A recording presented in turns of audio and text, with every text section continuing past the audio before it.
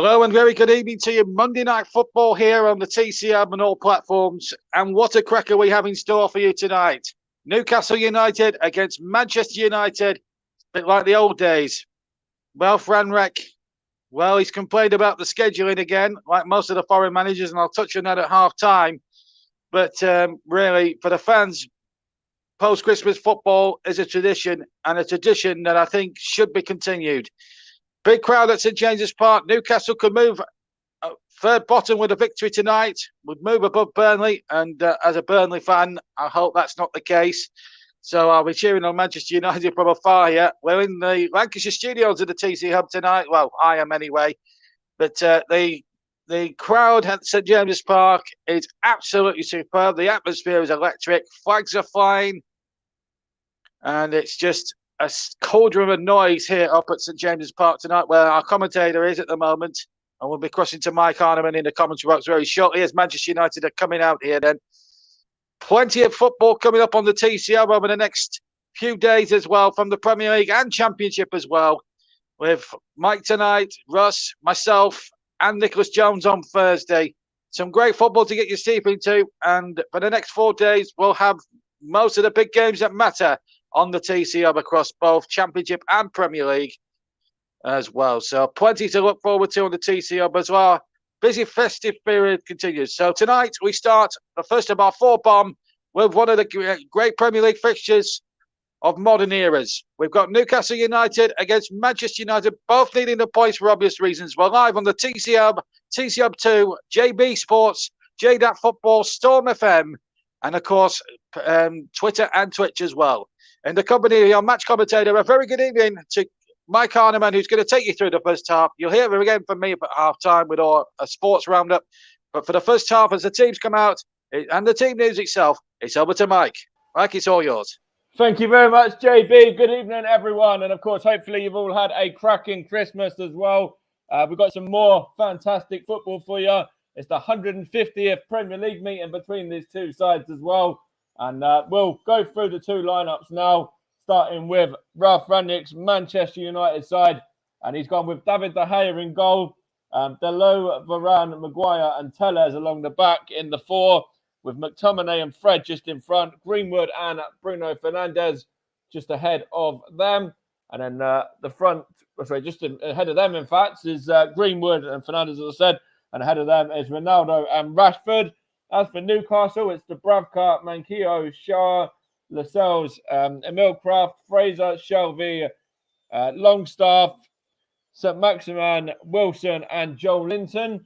The subs are Jones, Cavani, Shaw, Sancho, Henderson, Wan-Bissaka, Matic, Van der Beek and Alanga for Manchester United. As for Newcastle, they can only field 8 subs today, including 2 goalkeepers as well, with former Burnley man Jeff Hendrick, also Murphy, Almiron. The 2 goalkeepers are Woodman and Gillespie.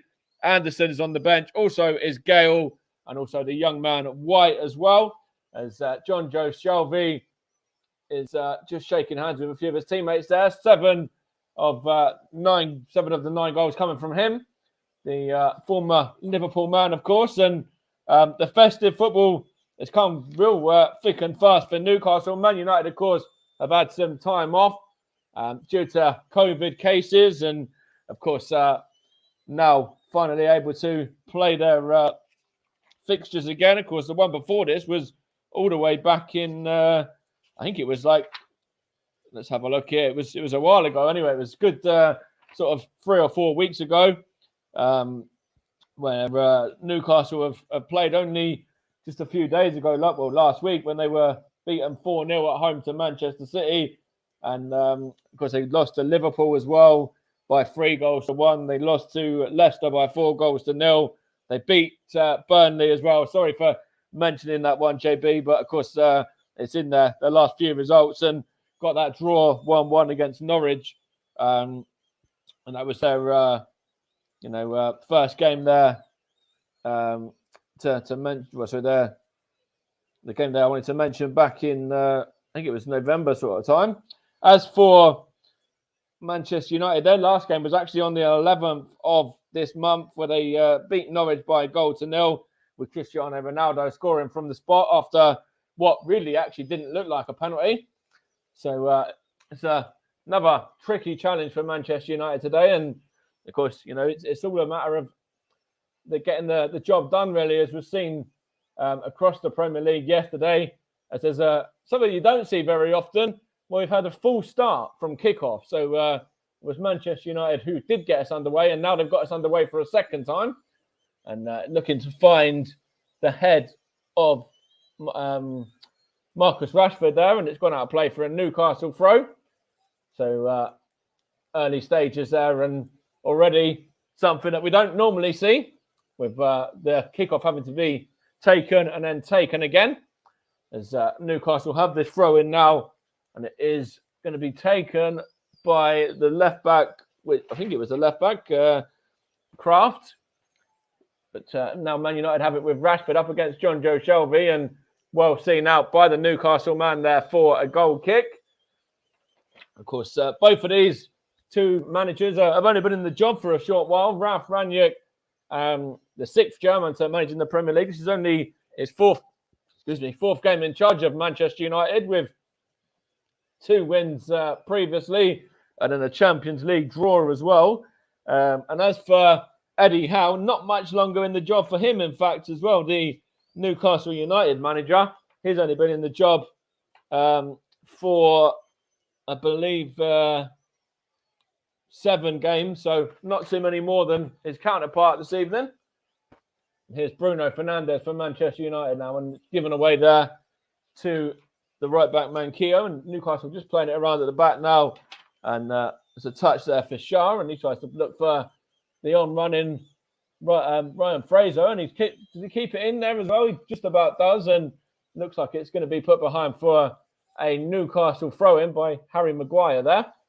A really good play from the former Leicester City man, of course, who won the Premier League with them back, about 5, coming on for 6 years ago next year now. So, of course, the man that was signed for a big fee of £80 million as well, back in possession again now, looking to find Dalot, and loses out to St. Maximin there. In fact, it was Joe Linton, I believe, and looking for St. Maximin, and good defending by Dalot again, and McTominay now, and now Fred for Manchester United, playing it in to Fernandes, and now Cristiano Ronaldo finds Mason Greenwood there, touches it on to McTominay, and Man United really looking to kind of control the tempo early on. Just won the throw there as well, was Marcus Rashford, and already looks like one of the Newcastle players is in the wars there, Joel Linton, I believe that is, who is already struggling a little bit there. But as I was mentioning earlier, there's some real tricky games coming up for both of these sides. Of course, as for we'll start with Newcastle. They've got Everton away, Southampton away. Then, of course, they go into FA Cup action against Cambridge. And then they've got Watford and Leeds. So some games there where they really need to be picking up wins against teams in and around them, especially the latter two there of Watford and Leeds in particular. And Man United, of course, got some tricky games there. Burnley at home on Thursday night. Then Wolves at home after that. And then Aston Villa twice in a matter of 5 days. First at home in the FA Cup, and then in the league just following on from that. And then West Ham at home, who, of course, are still flying high. They have kind of gone off the board a little bit in recent weeks, but are still, certainly got something about them. As it's a free kick here to Newcastle. Was that for an offside? Let's have a look there, what that was about. Eddie Howe just cheering on his men there. Of course, JB, of course, will know Eddie Howe very well. Former Burnley boss, of course, amongst other clubs as well. Bournemouth being another one where, of course, he was at for sort of very recently. But I'm sure a lot of these players at Newcastle would already know him as well, the likes of Callum Wilson and Ryan Fraser, who would have played under him at Bournemouth as well as now at Newcastle. And it's, of course, as JB mentioned earlier, an opportunity for Newcastle to move up a place and to try and get themselves into 18th ahead of Burnley and be level on points, actually, with the side outside of the relegation zone as well. Just have a worse off goal difference. But a win for Man United will put them up to 5th, and they'll only be, I think, 5 points behind Arsenal in 4th place as well, having played a couple of games less, and still have an opportunity there to, get into the top 4. And I think at the start of the season, when Ole Gunnar Solskjaer was in charge and things were going as they were for Manchester United, then a lot of Man United fans, even to be in this position, if they win this game, of course, going up to 5th, and then having games against Burnley, and other winnable games in there as well. Wolves at home as well. So, games that they really should be winning. No disrespect to those other clubs as well. Burnley's, Wolves, Aston Villa, even the West Hams as well. But, that's there's certainly a bit in your hand off is what I was trying to say there, to be in this position where they are now, the way that they started off under Ole Gunnar Solskjaer. Of course, their last 5 games actually goes back to when they beat Arsenal, was the last one as well. In interim charge was Michael Carrick at that point, and he had a fantastic record of, I think it was 1-1, and then after that he was like, yeah, that's it for me. And I'm sure the fact he was an old Spurs player probably played a big part in that one, as it's now with Dalot for Man United trying to whip this delivery in, and it's straight into the gloves of the Newcastle keeper Dubravka, who really easily claims that one. And now it's knocked out to Manquillo from Shah. And it's going to be a Newcastle throw there. Comes off of, I think it was off of Dalot there, was it? Or was it off of Tellez? Anyway, it's a Newcastle throw. It was actually off of Tellez, the left back. Coming up to almost 7 minutes played. Still Newcastle 0, Manchester United 0. No real action as of note so far in this game. Well, there's a chance here for Newcastle as I say that now, and it's to St. Maximin here. And St. Maximin for Newcastle into the area. He goes, he shoots, and he scores. Alan St. Maximin has given Newcastle the lead against Manchester United. And what a finish it was as well. Beautifully taken goal there from the Frenchman. And that's what you get from Alan St. Maximin. Lovely ball to him. And just a beautifully taken goal. Left David De Gea stranded. And Newcastle, the side at the bottom end of the division, are the sides, in the lead now. Good play there from, I think it might have been, who was it that set him up there? I couldn't quite see. It might have even been Longstaff, in fact, who set him up there. And as, he dispossesses the Man United man and then finds St. Maximin. And, it looked like he'd gone a little bit too far, actually, St. Maximin, and miscontrolled it. He just stretched it, stretched the leg out on it, really. And then it just nestled into the bottom corner. And, 7.5 minutes in, and we've had the opening goal. And it's not gone in favour of the side that you'd have expected as well. Newcastle with the side ahead. And what a finish from Alan at St. Maximin. That was really well taken goal. A lot of pressure now on Manchester United to try and get back into this one, and not be behind for too long. It was his 4th goal of the season, incidentally, as well. Now it's with Dalot. Dalot trying to get a cross in for United. That's Man United, sorry. And it goes out of play for a Newcastle throw. And Newcastle there, loving life at the moment. Eddie Howe and all the Newcastle fans there. It's a very difficult place to go anyway with the Newcastle fans. It's always been one of those sort of stadiums where, excuse me, the Newcastle fans will get behind you. And now that they've got something to hold on to, I'm sure they'll really be, you can even hear them right now. They are very, very vocal in their support of this Newcastle side. It's a header there, knocked onto St. Maximin again by, I think it was Joel Linton there. McTominay just lets Shelby in. Now it's St. Maximin again. Looks up, trying to find Callum Wilson. Callum Wilson just couldn't quite get on the end of that one. And seen behind in the end by Rafael Varane. And Newcastle really, using the intensity of this game. They're trying to use all the space as well that's available to them. And it just looks like Manchester United at the moment can't really even keep the ball. They're really struggling to get any sort of momentum in this game at all. And any time that they, try and pass to one of their teammates, it seems to be a loose pass. And straight away, there's a Newcastle man on it, intercepting and, trying to reverse the danger straight onto the Man United back line once again. Really good pressure from Newcastle United, and it does look like really sloppy from Manchester United, who even just a minute ago, just David De Gea just kicked the ball straight to a Newcastle head, and Man United are lucky to get it back now with Dalot, who's just got the ball there from, I think it was, might have been Fred, but just playing it into, in fact, it wasn't, it was Varane. Now it's McTominay, now Tellers, into Bruno Fernandes, and now he's going to go backwards to Fred, and now it's back with Fred again from Fernandes. Now McTominay tries a shot, good defending from Newcastle there, and again it was another poor one from a Man United man. I think it might have been Rashford that time. It was giving it away, and now Newcastle are in with Callum Wilson. Real good start to this game. There's an offside flag there, in fact, against the former Bournemouth striker, but certainly no end of opportunity for Newcastle there to, if they got the ball right, they would have certainly maybe been in for a second. Man United here with Fred now from Tellers, and Fred's going to take a couple of touches and play it back to Raphael Varane.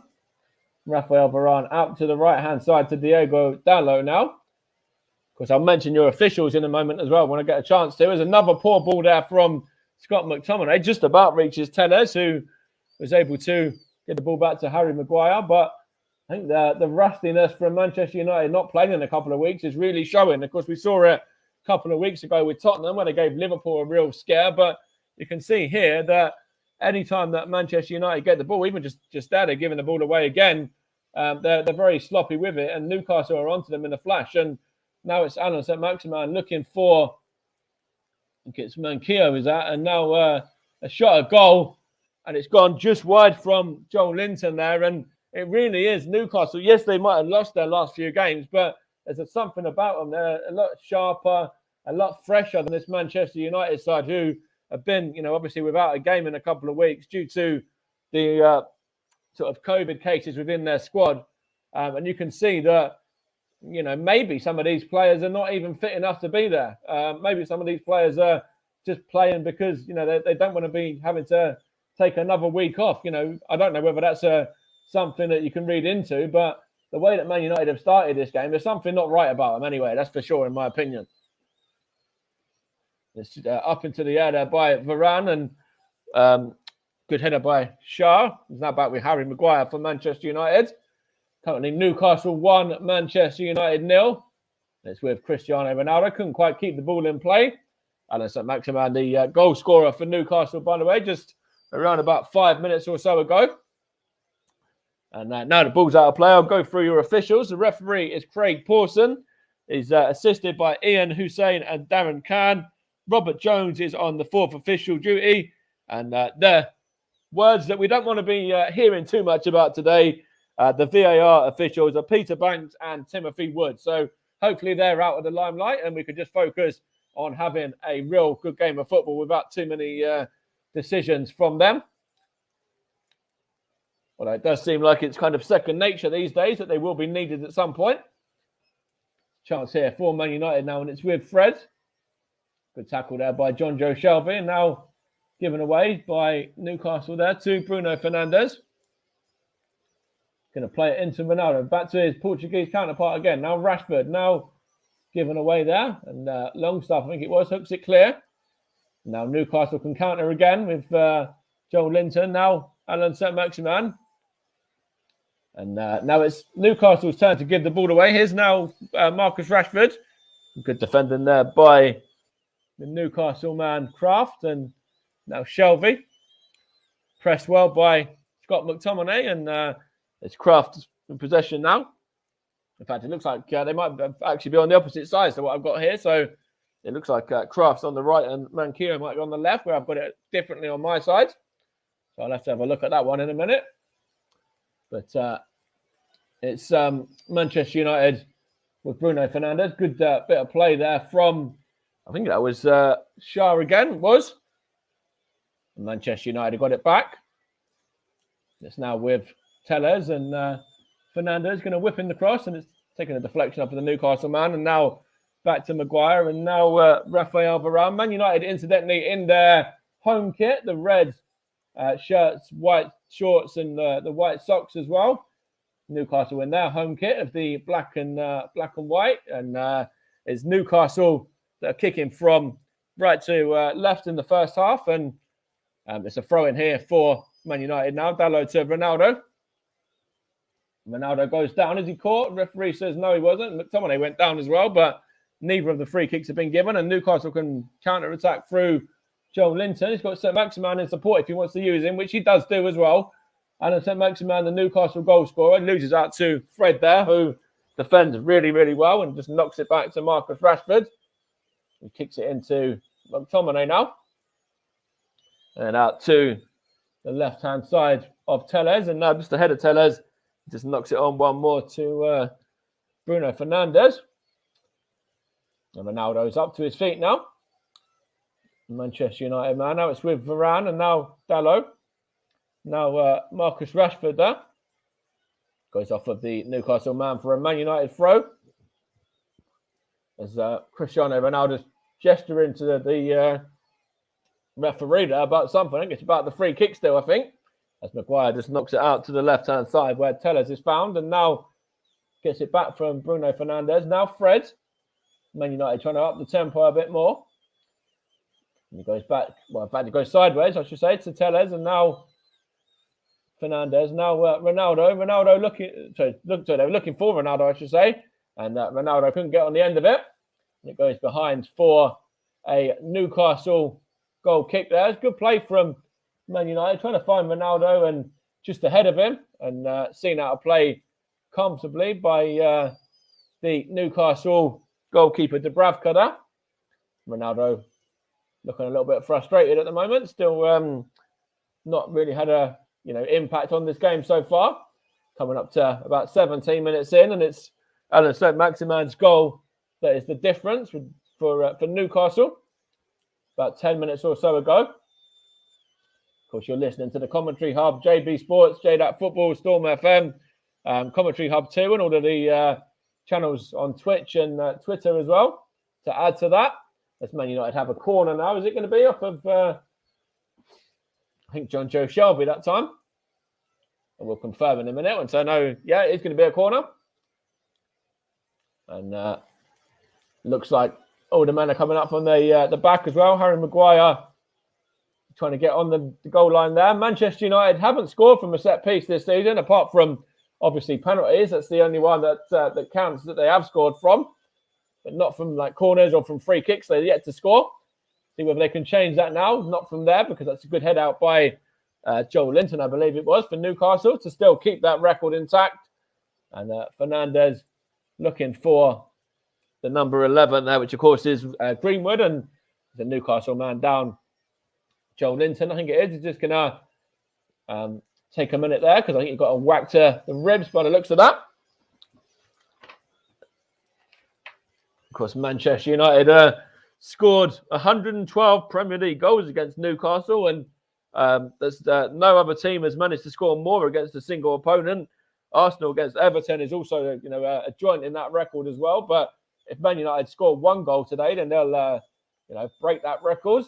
Of course, remember last time out, it was 4-1 to Manchester United back in September with that convincing victory there for the Red Devils, where they were really on fire. Cristiano Ronaldo getting a brace that day. Bruno Fernandes and Jesse Lingard was also on the score sheet as well, with Manquillo, the Newcastle scorer on that occasion. But it's a different game so far, different kettle of fish here. And I think maybe some of these Newcastle players, now that they know, January is only just around the corner, the new owners in and everything as well.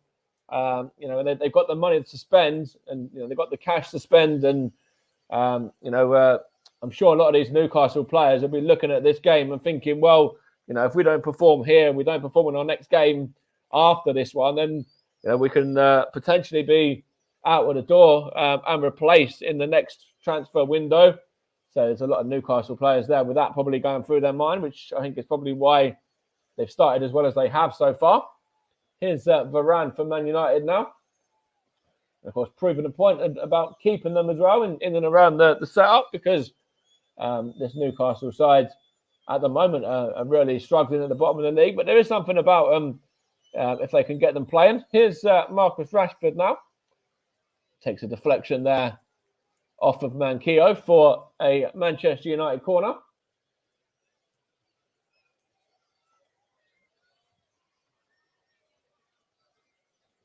I'll go through some of those comments. We've had comments in the chat, and I'll have a look at some of those shortly as well. I know Paul James is in there. Hopefully you had a very good Christmas, my friend. There's a corner here for Manchester United now, and it's going to be taken by Alex Telles. Whips in. There's a man down for Manchester United as well. I think it might have been Varane that went down there. I'm not too sure if there was anything in that one or not, but they will obviously look at it through the eyes of VAR to see whether there's potential for a penalty kick there or anything like that. But it doesn't look like there's any complaints from Manchester United at the moment. So I think it was more just an accidental collision.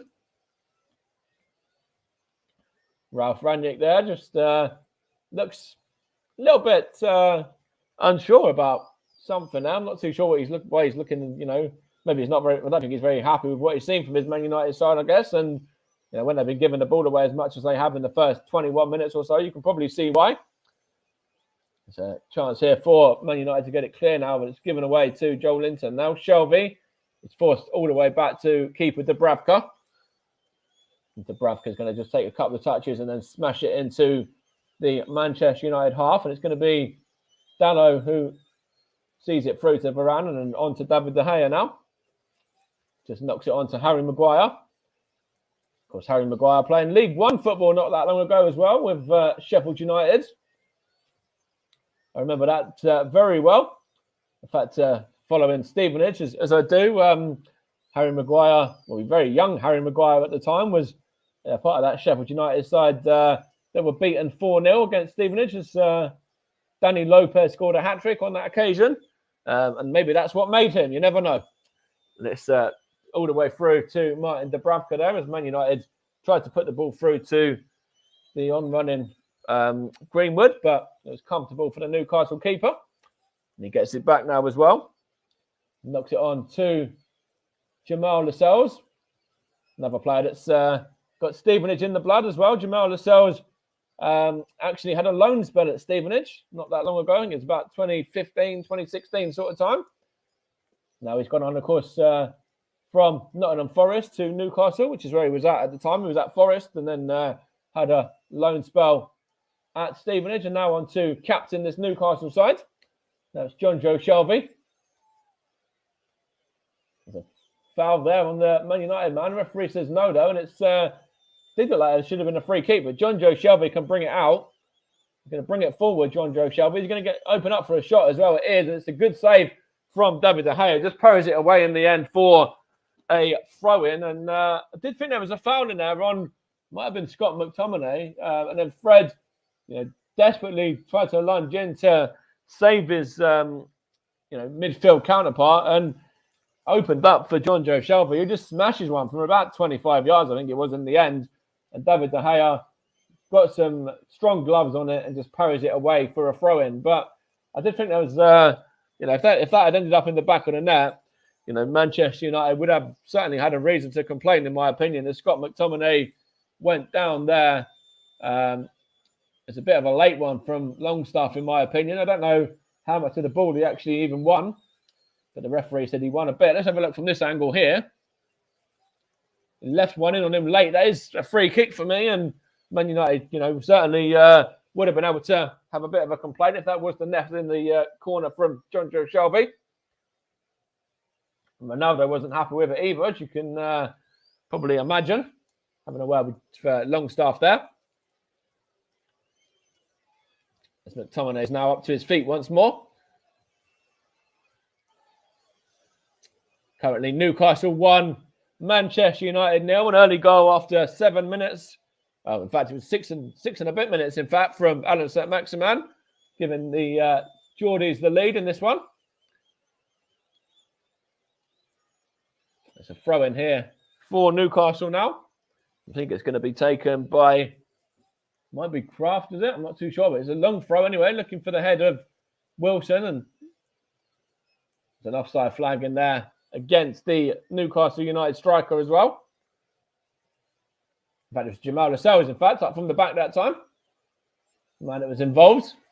Now he's back into position, so comfortably in time before Man United could do anything about this, as David De Gea going to take this free kick, I'm trying to find Dalot, and Dalot up against Joe Linton, but he does well there.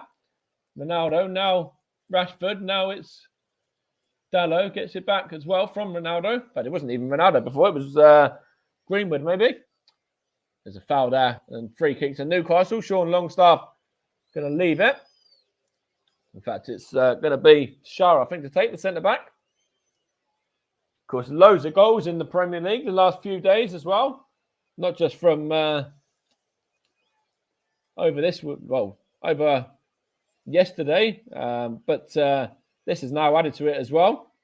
Plenty of goals. Of course, this is a delayed one from Boxing Day, but plenty of big results. Of course, Arsenal winning 5-0 at Norwich. Manchester City probably putting in the game of the day yesterday with that 6-3 over Leicester. Real 9-goal thriller, that one. Proper Christmas cracker. Here's St. Maximin now. Of course, we had JB last night covering Brighton as well in their victory over Brentford. And it's a chance here for Lascelles now. Shelvey, now Shah. And back he goes to keeper Dubravka. Dubravka into John Joe Shelvey there. Plays it out, looking for Kraft. That is Manquillo on that side, isn't it? And he's going to bring it forward, I believe. And in fact, it might even be Longstaff that time. And given away, Maguire's just going to knock it back to keeper De Gea. And now with Varane. In fact, it wasn't even... It was Teller, sorry. Now it's with Fred. Getting the ball there from Varane. Plays it out to Fernandez and loses out there to Ryan Fraser, but he tries to be a bit too overconfident with it, and Man United win it back. But now John Joe Shelby has it back for Newcastle, and a bit bitty in midfield at the moment, but Newcastle won't mind that because they do have the 1-goal lead through St. Maximin, of course, and they have a free kick now as well. 27 minutes on the clock. Good bit of refereeing there. It might have even been for an offside. I'm not too sure, actually, but it's in the Man United half anyway. St. Maximin's getting himself in really good areas for Newcastle, and I think he got a bit of fortunate and a bit lucky with a goal, but they all count.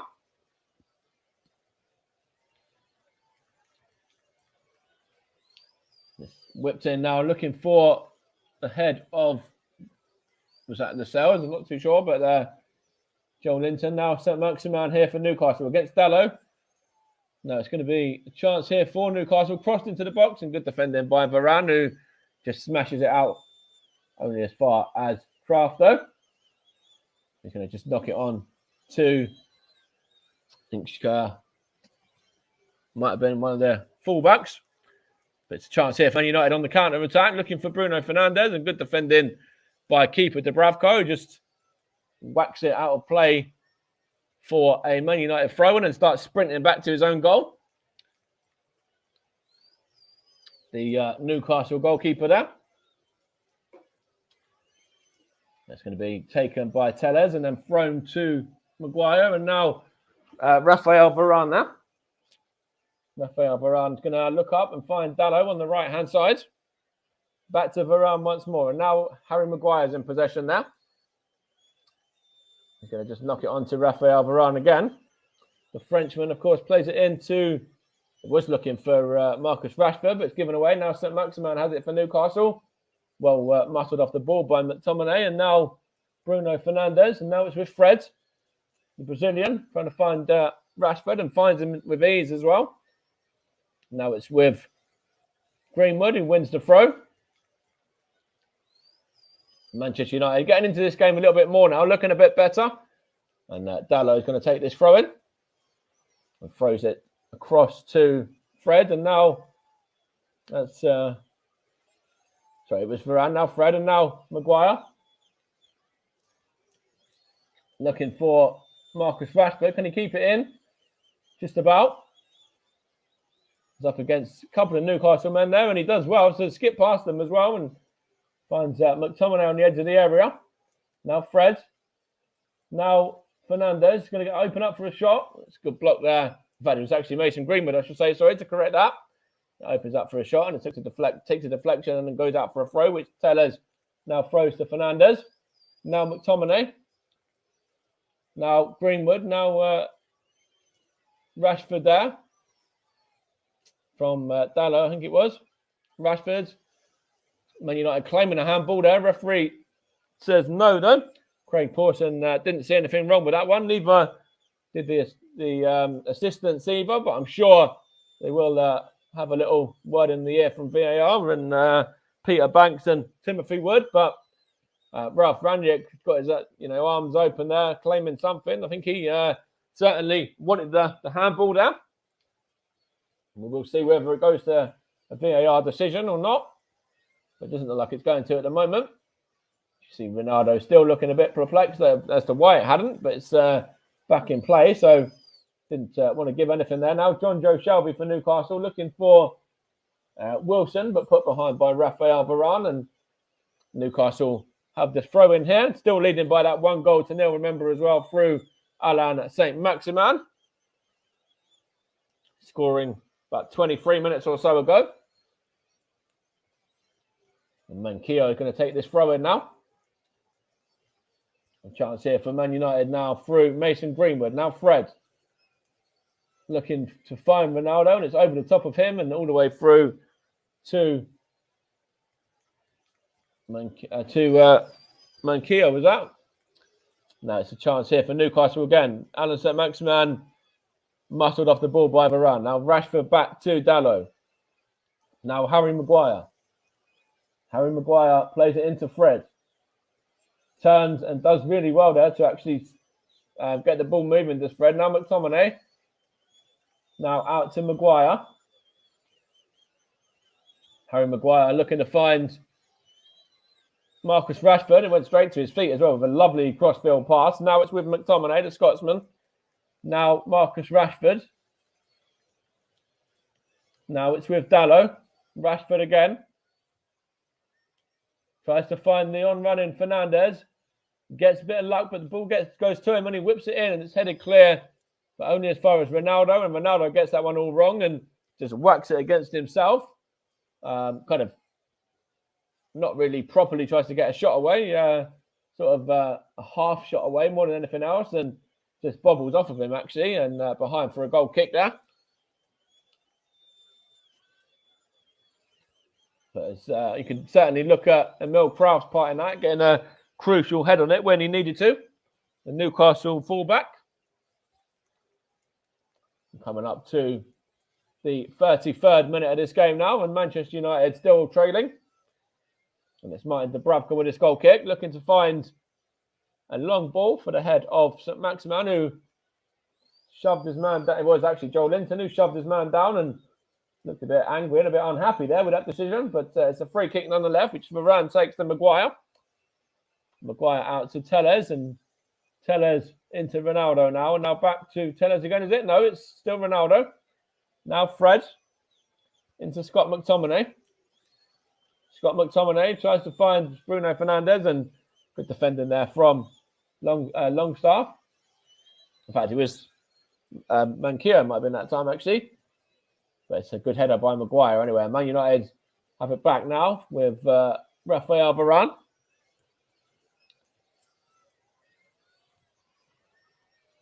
He's going to look up and he finds Scott McTominay there. And Scott McTominay into Marcus Rashford now. Marcus Rashford looks for Mason Greenwood, but good defending by Jamal Lascelles and put behind for a Man United throw there, which Diego Dallo is going to take on this right-hand side. He throws it back to Raphael Varane, who just plays it across, looking for Maguire, but a real wayward pass there, given away. And it's, I think it was Ryan, it wasn't Fraser, was it? It was Longstaff. Now Saint-Maximin tries to find Wilson, and good covering, defending from Harry Maguire in the end. But his ball was only loose as well and picked up by Joel Linton. Now Saint-Maximin, now Wilson, and there's a foul there by Harry Maguire, the England man, on Callum Wilson as well. And that's all really stemmed from that bit of sloppy play there from Manchester United giving the ball away, and Harry Maguire tries to win it back eventually, but just body checks his man.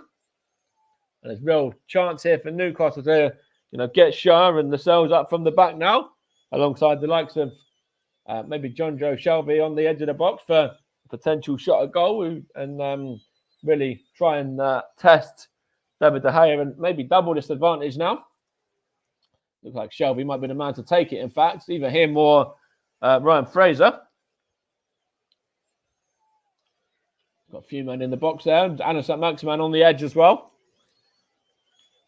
Chance here for Newcastle to whip it in. It's going to be John Joe Shelby to run it away, and Ryan Fraser whips it in, looking for the head of, I think it was Longstaff or Crafts at the back post. I'm not too sure on one of them. Longstaff, I think it was, in fact.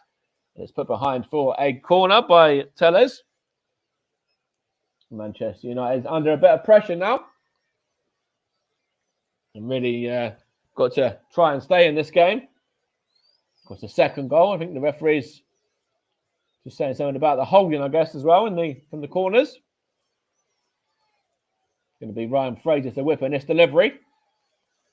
And Fraser's going to try and look for the head of a Newcastle man, and it's actually Ronaldo. Good defending there by Man United, and out again it goes as well, but now back into the box, and Dello heads it clear with Rashford, and now Ronaldo couldn't quite get on the end of it as Man United looked to start a counter-attack, and the 36-year-old couldn't get on the end of a through ball there. And he does look very frustrated, the Portuguese superstar, really, or world-class icon that he is, as John Joe Shelby plays it out to Manquillo, looking for the through ball to Fraser, and it just comes off Maguire and behind for a Newcastle throw-in now. And Newcastle just going to take a second there to kind of maybe use this to slow the tempo down a bit.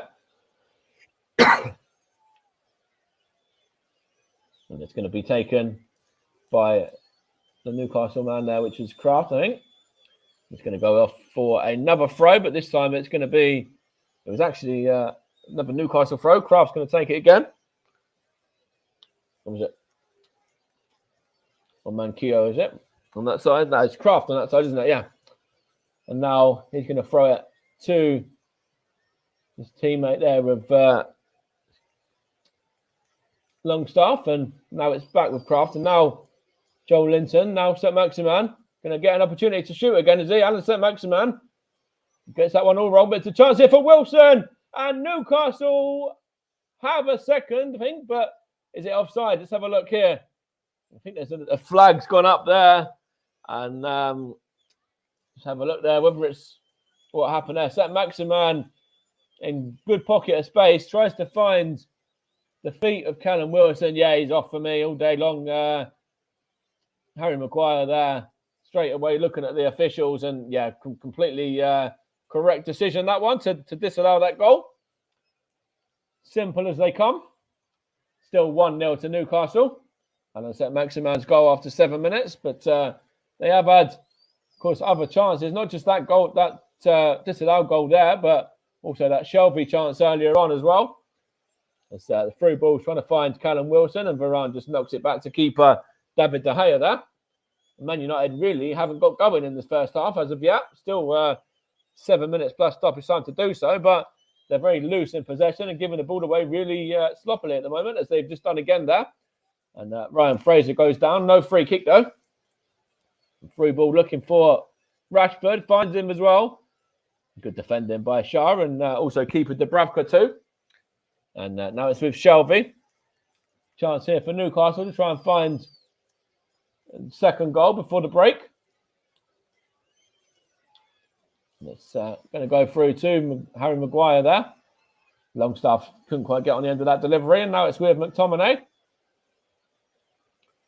McTominay is going to look up and find Ronaldo. Back to McTominay again, and now out it goes. In fact, in it goes, I should say, to Greenwood, who keeps possession as well. Now, free kick there to Manchester United. I think it's Rashford that's gone down. I think he wants a booking for the Newcastle man as well. Not too sure whether Craig Pawson's going to go to his pocket there to give the yellow to Shah, I think it was. But Man United still have a free kick nonetheless and a chance to trouble Dubravka for the first time in the first 40 minutes or so. Cristiano Ronaldo looking like he might fancy this one. Bruno Fernandes as well. Alex Telles also over it for Ralph Rangnick's men. Trying to keep that unbeaten start to his tenure as well, of course, remember. In this 150th league game between these two sides. Going to be taken quickly, looking for the on-running Greenwood, and caught everyone out there in a Newcastle shirt, but well, apart from the keeper, Dubravka, who was the only one that was alert to it. Man United really trying to be a bit cheeky with that free kick there, but Dubravka has got a knock there, a bit of an injury, in fact, for his part in that, but really, really good goalkeeping. Stayed switched on as this defence just fell apart, really, and let the Manchester United man in. It was only him that stopped that from being 1-1. It looks like he's hurt himself in the process of doing that as well. Here's Maguire now out to Tellers. Now, chance here for Fernandes, looking for the on-running Rashford, and it's now with Dalot. Good block, good tackle there from Joe Linton, but only as far as Rashford again. And now Bruno Fernandes has it here. Place it out to Dalot once more. Got Fernandes on the overlap, but takes a cross in the end instead, and it takes a deflection off of the Newcastle man, whacks him in the face. In fact, there, the Newcastle centre-back. Trying to see whether it was let's have a look who it was. Captain, maybe. Just looking at this free kick again. It was a great ball, looking for Ronaldo, and was actually Mason Greenwood on the end of it in the end. Fernandes just dinks it over the top of the defence, looking for Greenwood, and it was the goalkeeper, Dubravka, who was alert.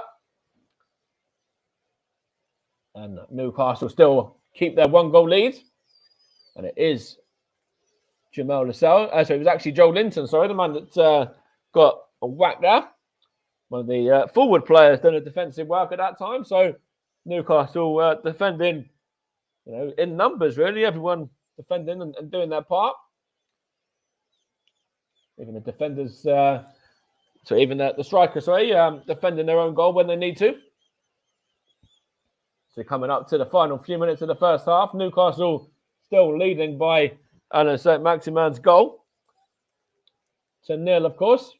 And it's a chance here for a drop ball there. I think Marcus Rashford is going to... What's he doing? In fact, it's not going to play it back. He's going to play it back to his own player in Maguire. As Joe Linton comes back on. And now Tellers there. Now it's with Fred for Man United. Fred now to Scott McTominay. Ronaldo now shot a goal, and it's Bruno Fernandes. He's claiming a penalty there as well, but there's an offside flag in there.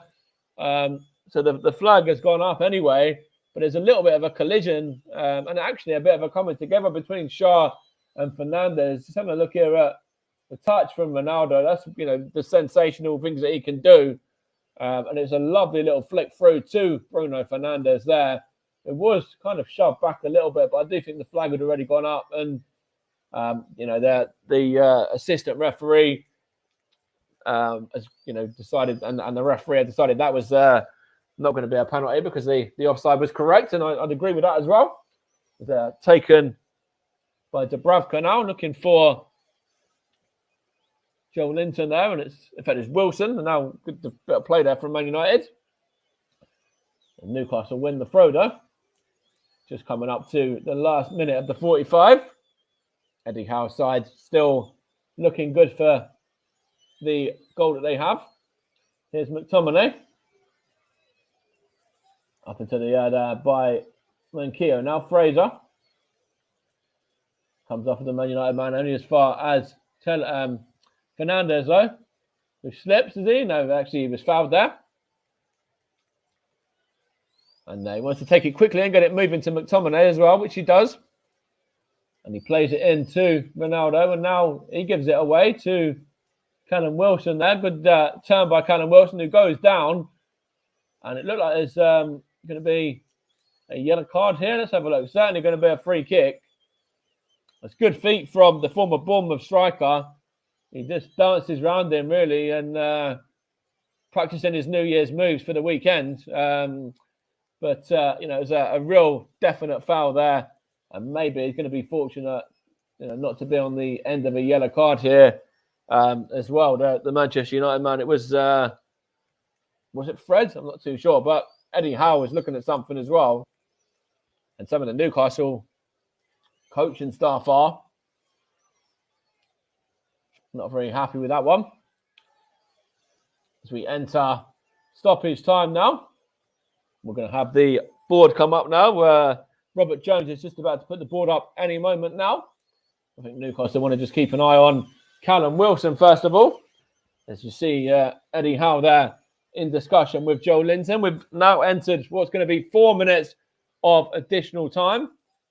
I'm into the first of those already, as Callum Wilson is down on the floor still and still looking hurt, and lots of Newcastle and Man United players surrounding him as well there, whilst he's getting treated, and still lots of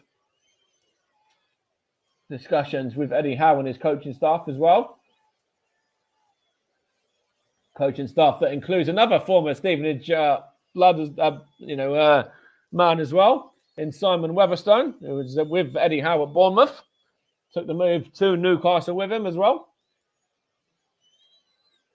One of Eddie Howe's coaches. And it's Callum Wilson up to his feet and just hobbling off to the sideline here.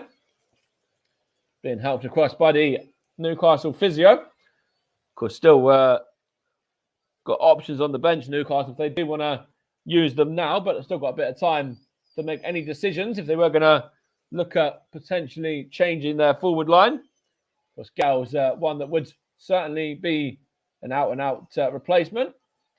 Chance here for Joe Linton. Now St. Maximin for Newcastle. St. Maximin against Dallow, and he's going to play it back to Joe Linton, who just nutmegs his man, Rashford, and plays it to St. Maximin. He's going to get a shot at goal, takes a deflection off of Fred, and now away to Mason Greenwood. Sorry, couldn't keep it in play. And it's going to be a chance here for Newcastle from this throw. 2 minutes of the 4 played.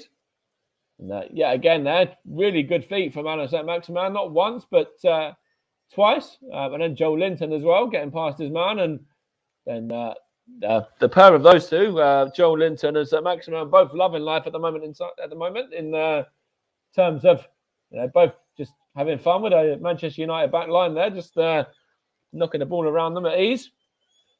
And Manchester United have possession here through Fred now. And now it's on to Maguire. Knocks it on to Dallow. Back to Harry Maguire once more. Manchester United just keeping the possession here. Now it's with Fred. Fred out to the head of Rashford. Now Dallow. Diogo Dallow looking for Fred again, and it's going to be seen through to Maguire. Harry Maguire takes a touch, and in fact he's forced to go back to the left-back Tellez as well. Manchester United looking to get themselves an equaliser now with just the last minute of the half to go. It's with Fernandes looking for the Manchester United man now. I think it was looking for Greenwood, but all the way away from him and away from danger.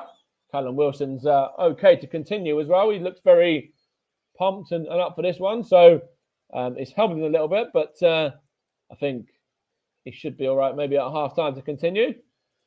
He's only got another short while to wait. But he's back on for now anyway. Chance here for Newcastle to get it forward for one final time. I'm sure the whistle will probably be blown pretty much straight away, I think, actually. With Martin Dubravka just taking his goal kick now and smashing it into the Man United half, where McTominay wins the header. Now Shelby, and up into the air by Varane, who wins the header, and now Ryan Fraser, and now Varane, and now Tellez. Tellez for Manchester United there. Now into Fred. Keeping an eye on the referee here, see how long he's going to play on. McTominay to Greenwood, now seen through by Tellez to Fernandes, and well won by the Newcastle man there, which I think was Kraft. Wilson still down. I think this might be a tactical one, though, to be honest, considering that we are now over the 4 minutes. I think he's probably won't continue, though, for the second half, although, as I said, it could be tactical in terms of just trying to waste a few seconds here and try and persuade Craig Pawson maybe to blow up for the halftime whistle. As just having a look here, it was Fred who was beaten to the ball. Wilson done some great skills there, and Greenwood just pulled him back. It was a little while ago now. And it's going to be Wilson just to be helped off again. I don't know whether he's going to actually be able to continue this time. Lots of Newcastle fans applauding, and it is actually the end of Callum Wilson's evening as well. He's going to make way for a substitution here, and it is going to be Murphy that's going to come on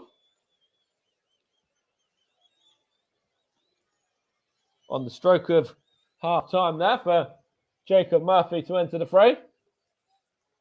And still playing in this first half with Varane.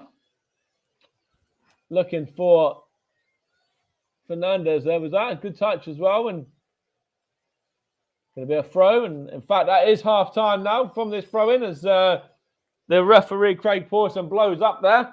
And it's Alain Saint-Maximin's goal, the difference. And, of course, Newcastle might look at the injury to Callum Wilson if things do end up going a bit wrong in this game. But Joe Linton and Alain Saint-Maximin are certainly having a very good impact so far from Newcastle. A bit sloppy from Man United, a bit maybe a ring rust from them after having a couple of weeks off through, of course, no fault of their own through COVID-related sort of issues. But I'm going to hand over to JB in the studio once more now, and I'll be back for the second half. It's Newcastle United 1, Manchester United 0, and Ralph Rangnick's side really struggling to get into this game after having a couple of weeks break because of obviously the COVID cases in their squad, and Newcastle are taking advantage of that at the moment as well.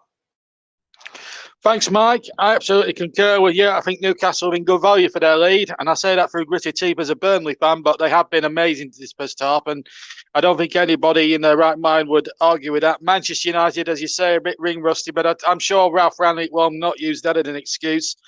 He dare not, to be quite honest, because it might upset a few Manchester United fans if I'm being totally frank with you. But 1-0 to Newcastle at the break. Mike is now off to have his half-time cup of Oxo or Bovril or coffee or whatever substance he's going to have down up at St James's Park. He'll need plenty of, if he's going to have coffee, he'll need plenty of that for the journey home tonight, I can tell you. As I testified coming back from Brighton last night, I tell you, didn't get home till 4 o'clock in the morning. But anyway, enough about that. But I'll feel his pain when the game is finished tonight. Anyway, so 1-0 to Newcastle at half-time. Alain Saint-Maximin after 6 and a bit minutes with the goal there. That's not the only game that's actually been taking place around Europe or the UK today, because we've got some scores and results to bring you from the Championship. Derby County 1, West Bromwich Albion 0. That's a full-time score. Colin Kazim-Richards, remember him, the former Coca-Cola man? Well, he got the winning goal against promotion hopefuls West Bromwich Albion. 58 minutes the goal was timed, and Derby County, needing the points for other reasons, they are stuck at the bottom of the table on 7 points. Still a lot to make up, of course.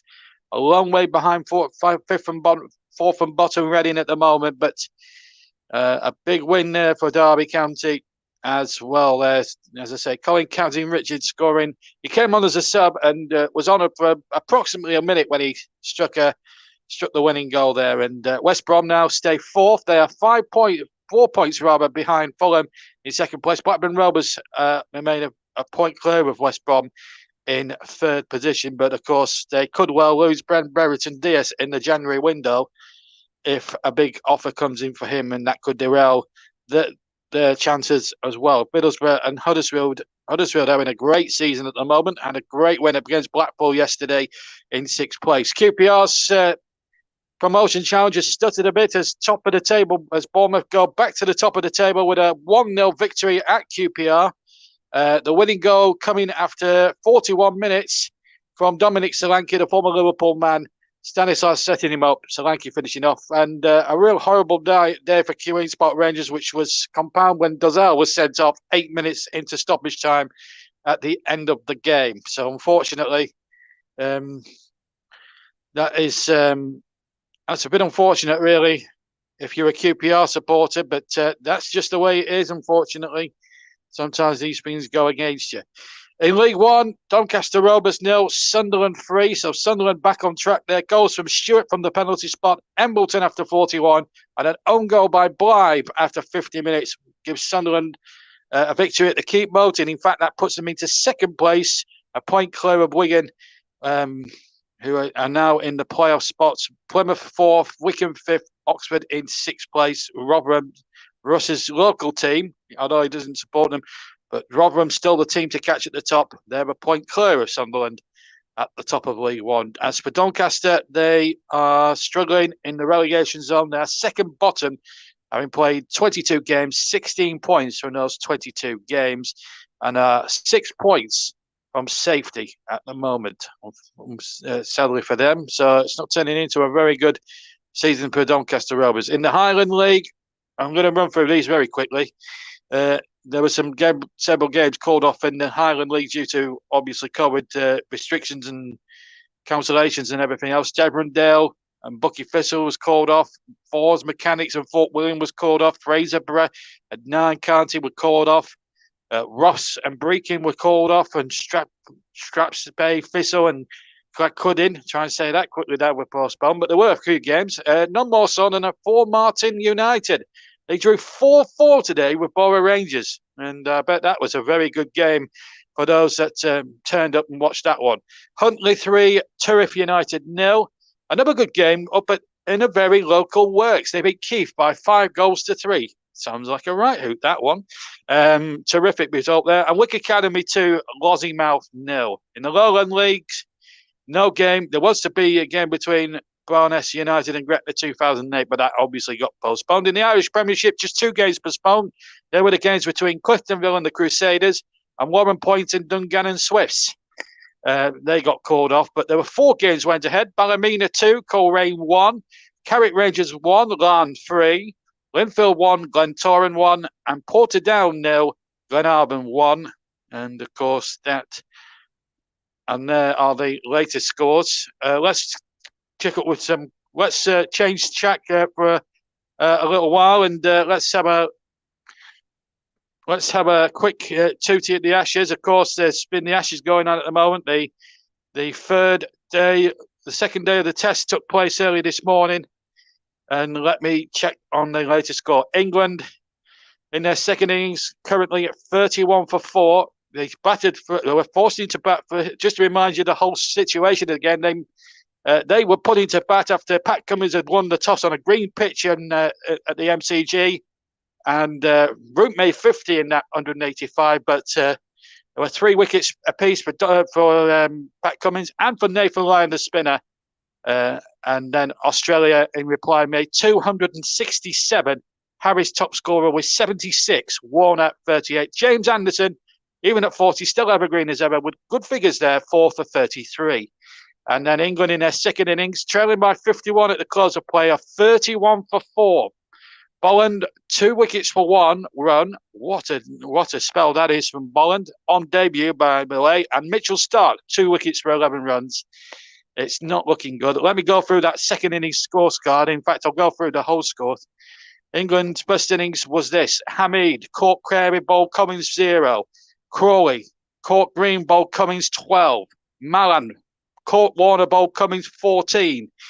Root out for 50. Stokes 25. All these are Courts, by the way. Bairstow went for 35. Butler just 3. Wood LBW, Bolland 6. Robinson, well compiled 22. Leach made 13. Anderson, the man not out. That was the first innings for England. They made that 185 all out. And then Harris was out for 76. Warner out 30, scored 38. Lyon was the night watchman, just scored 10. Labuschagne, who's the best batsman in the world by statistics, out for 1 with a catch from Joe Root. Smith was bowled by Anderson for 16. Head caught for 27. Green LBW for 17. Carey caught behind for 19. Cummings caught for 21 and starting a 9 not out, and then Bolland made 6 before being caught by Zach Crawley, 267. And then England, of course, in their second innings, Ahmed 7. Really poor start. Zach Crawley was caught behind again by Alex Carey. In fact, Carey took the two catches behind. Bolland got the first wicket, start the second. Malan, LBW first ball. You see where this one's going. Joe Root not out 12. Jack Leach was bowled. He was supposed to be night watchman and was bowled second ball by Bolland. And Stokes is currently not out. They resume in around about 3 and a bit hours time on 31 for 4 and trail Australia by 51 runs. So literally, to make Australia bat again, they need to not lose any wickets, certainly in the first session of play. And then hopefully, well, fingers crossed that Root and Stokes can show some fight, get a big partnership, and make Australia a little bit nervous, hopefully bat again, and make them a little bit nervous. But at the moment, things not looking good for England right now. It just isn't good enough, unfortunately. And that's been the theme, really, throughout the entire Ashes series, really, that England have got themselves into great opportunities to take catches and take this and take that, and yet they just haven't been able to take their chances when they've been on top in games, and that has been the theme of the whole situation, and it's just literally not been good enough. And I think changes have to be made at the top of the tree.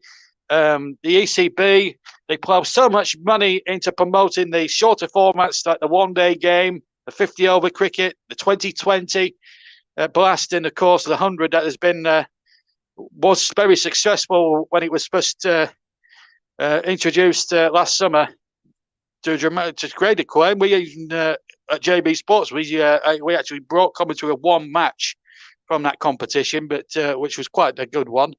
But there has to be a market for Test cricket, and of course, then there's the ticket prices as well. But the 4-day game is suffering, and the Test team is suffering. And of course, I think questions have to be asked to Joe Root as captain as well. Is he a good enough captain? I would personally, if you were asking me who would I replace Joe Root, I'd still kick Joe Root aside because he's still the best batsman we've got. But in all other facets of the game, he's not good enough. Captaincy's not good enough. Fielding's not been good enough. Bowen, he's part-time spin, doesn't really do much with that. So I would say get Owen Morgan in. He knows how to captain the side. He's been successful with the one-day side. I think he'd be more disciplined than Root. You need one England captain in all facets of the game. You can't just have Root for the Test and then Morgan for 1 day. You've got to decide one or the other. And I'd also replace Chris Silverwood as chairman of selectors and coach because he's just not good enough. He didn't rip up any trees as a player for Yorkshire, and he isn't ripping up any trees for the English cause. I would actually strive to get Ashley Giles back, or even get Andy Flower back as head coach, because one of those two, if given the right tools, could make English cricket believe in themselves again.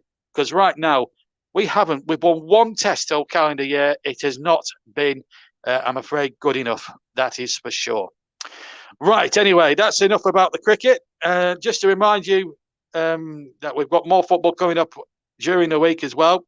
Burnley, of course, have been... Jurgen Klopp had plenty to say in the press again today. He says that the players need help and talks about the festive season to continue. He's particularly opposed to teams having to play between 26th and 28th of December games. And he doesn't believe that. But at the end of the day, I see the point. I'm sorry, but Jurgen Klopp and Brendan Rodgers need to shut up about this, because it's a tradition. You've got to please the supporters. You've got to please the TV people. You've got to please them. The players, let me tell you now, the players would rather play the games than train. If you go back to the 70s and 80s, when players weren't exactly royally paid. I mean, these players today, they get royally paid, right? Let's not make any bones about that. They got pampered the whole lot. They get pampered the whole lot. You tell me they don't want to play games. I bet you £1,000,000 they would. So I think Klopp, Rodgers, and half the foreign managers in this Premier League need to shut up, smell the coffee, and recognise that this is a traditional hub for all fixtures anyway. Right, that's enough about me rambling on. We should be getting over to Mike Harneman in a few moments' time for the start of the second half. There was a bit of a delay at the end because we had the Callum Wilson injury, so we are a little bit delayed, but I'm not sure whether the teams are going to come out or not. But as soon as we get word that they are, we'll be back live for the second half with Mike very shortly. It's been really good so far. The game so far, and I think we've got work. I think we'll come back in a couple of minutes, I'm told. But so 28 goals yesterday. We've had another one today. So 29 goals over 2 days worth of Premier League football. I tell you what, for the games that have been played, we've seen 7 fixtures over the last sort of 2 days here. Of course, 3 have bitten the dust because of the weather, but let's hope for more in the second half. So we've had 29 goals over the course of 2 periods. We're going to see Jadon Sancho come on, but I'm going to leave you now for the rest of the second half, and we'll rejoin Mike. Jadon Sancho about to come on and to get news of who he is replacing. Let's go back to Mike for the second half. Mike, it's all yours. Thank you, JB. It looks like Jadon Sancho is just about to enter the frame now. And it also Edison Cavani is coming on as well. So a double substitution for Man United. Mason Greenwood, one of the men coming off. I just want to have a look who the other one was. But Cavani's come on in place of Greenwood. And it's Fred that's come off to be replaced by Jadon Sancho there. So 2 real attacking changes really for Manchester United. And we are back underway as well now. And Marcus Rashford is in possession here for Man United, and now Scott McTominay and into Ronaldo and Rashford, and now Varane and Harry Maguire now.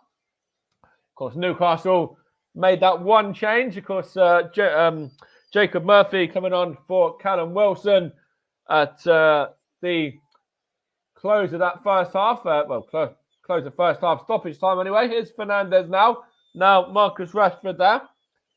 Now it's with Fernandes again. Fernandes looking to find the ball across to Dalot there. Now it's McTominay. And Jadon Sancho there involved. And he's given the ball away. And good play there from Manquillo. And he's found Alan Saint-Maximin for Newcastle here. Up against Rafael Varane. And good defending from Bruno Fernandes. Helping him out in terms of the defensive side of things there. Given away though, and it's now with Newcastle again with Ryan Fraser now, and now put into the box by Kraft, I think, and Varane hooks it clear. Just good play there from the Manchester United centre-back. And yet again, continuing on the form that he was showing in the first half, Alan Saint-Maximin already looking dangerous in this second for Newcastle as well. Chance here for Kraft now to take this throw in. And going to get it back as well now. Going to try and take it past McTominay. Does well, whips it in. And it's a good save there in the end from David De Gea. Saint-Maximin looked like he was just about going to get enough on it to put it past David De Gea. But really well played there from the Spanish shot stopper in the United goal. Now, John Joe Shelby. Manchester United are able to win it back though, and it's given away. We're trying to find Cavani, but now it's with Saint-Maximin. Given away there. Now it's Harry Maguire. Now Marcus Rashford there. Now it's with Bruno Fernandes. Tries to find Jadon Sancho, and good play there from Joe Linton. And now it's with McTominay though, from Dalot. Plays it out to Alex Telles. Manchester United incidentally have scored 9 of their last 11 Premier League goals in the second half, including the last 4 that they've scored as well. So if they are to get anything today, then that has to continue. Newcastle, incidentally, have dropped 17 points after leading, which is the most for any in the Premier League. Here's McTominay to Rashford. Now Harry Maguire. And now Varane. And carrying on with those stats as well.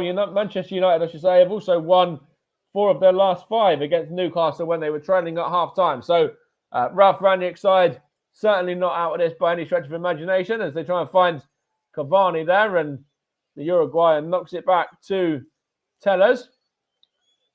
And now with Marcus Rashford there. Now it's Harry Maguire. Into Rashford. Marcus Rashford opens up for a shot, and it's a great save in the end as well. There's a dipping shot from Marcus Rashford. And Dubravka had to get up and, power that one over the top, and he'd done that very well. It was dipping, and Dubravka there with a really, really good save. It was straight down his nose in the end, but a really good save. Probably a little bit for the cameras, actually, as well. But nonetheless, it still remains Newcastle 1, Man United 0. A corner here for Tellez, though. Whips it in. Looking for the head of Varane. Now Maguire. Now Jadon Sancho, is it? Now Dalot. Whips it in. And it's over Tellez and away for a Newcastle throw. Looks like just want to see this moment here from Newcastle where St. Maximin could have easily made it 2-0. I think a better touch on that, and it would have been 2-0 as well. There's looked like he kind of just hit it into the ground. Did the Newcastle sort of playmaker, really, or star man anyway at the moment.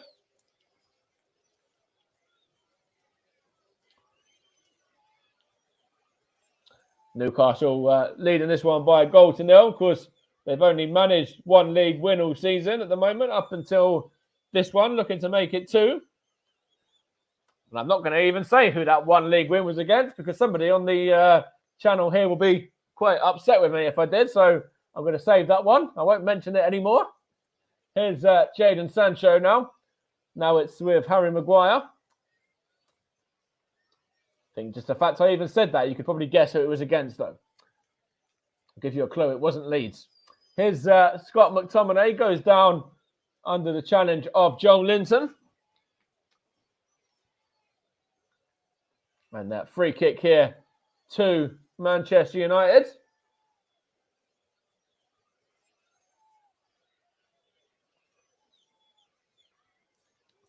It's poor from Manchester United there, but the ball was moving, I believe, so it's going to be retaken again.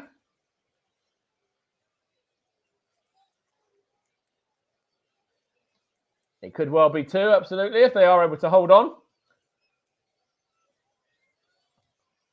It's going to be whipped in here, and it's looking for the head of Maguire, and good header out by Lascelles. And now it's with Ronaldo. He's going to have a shot at goal, and it's wide, very well wide, in fact, from the Portuguese number 7 there.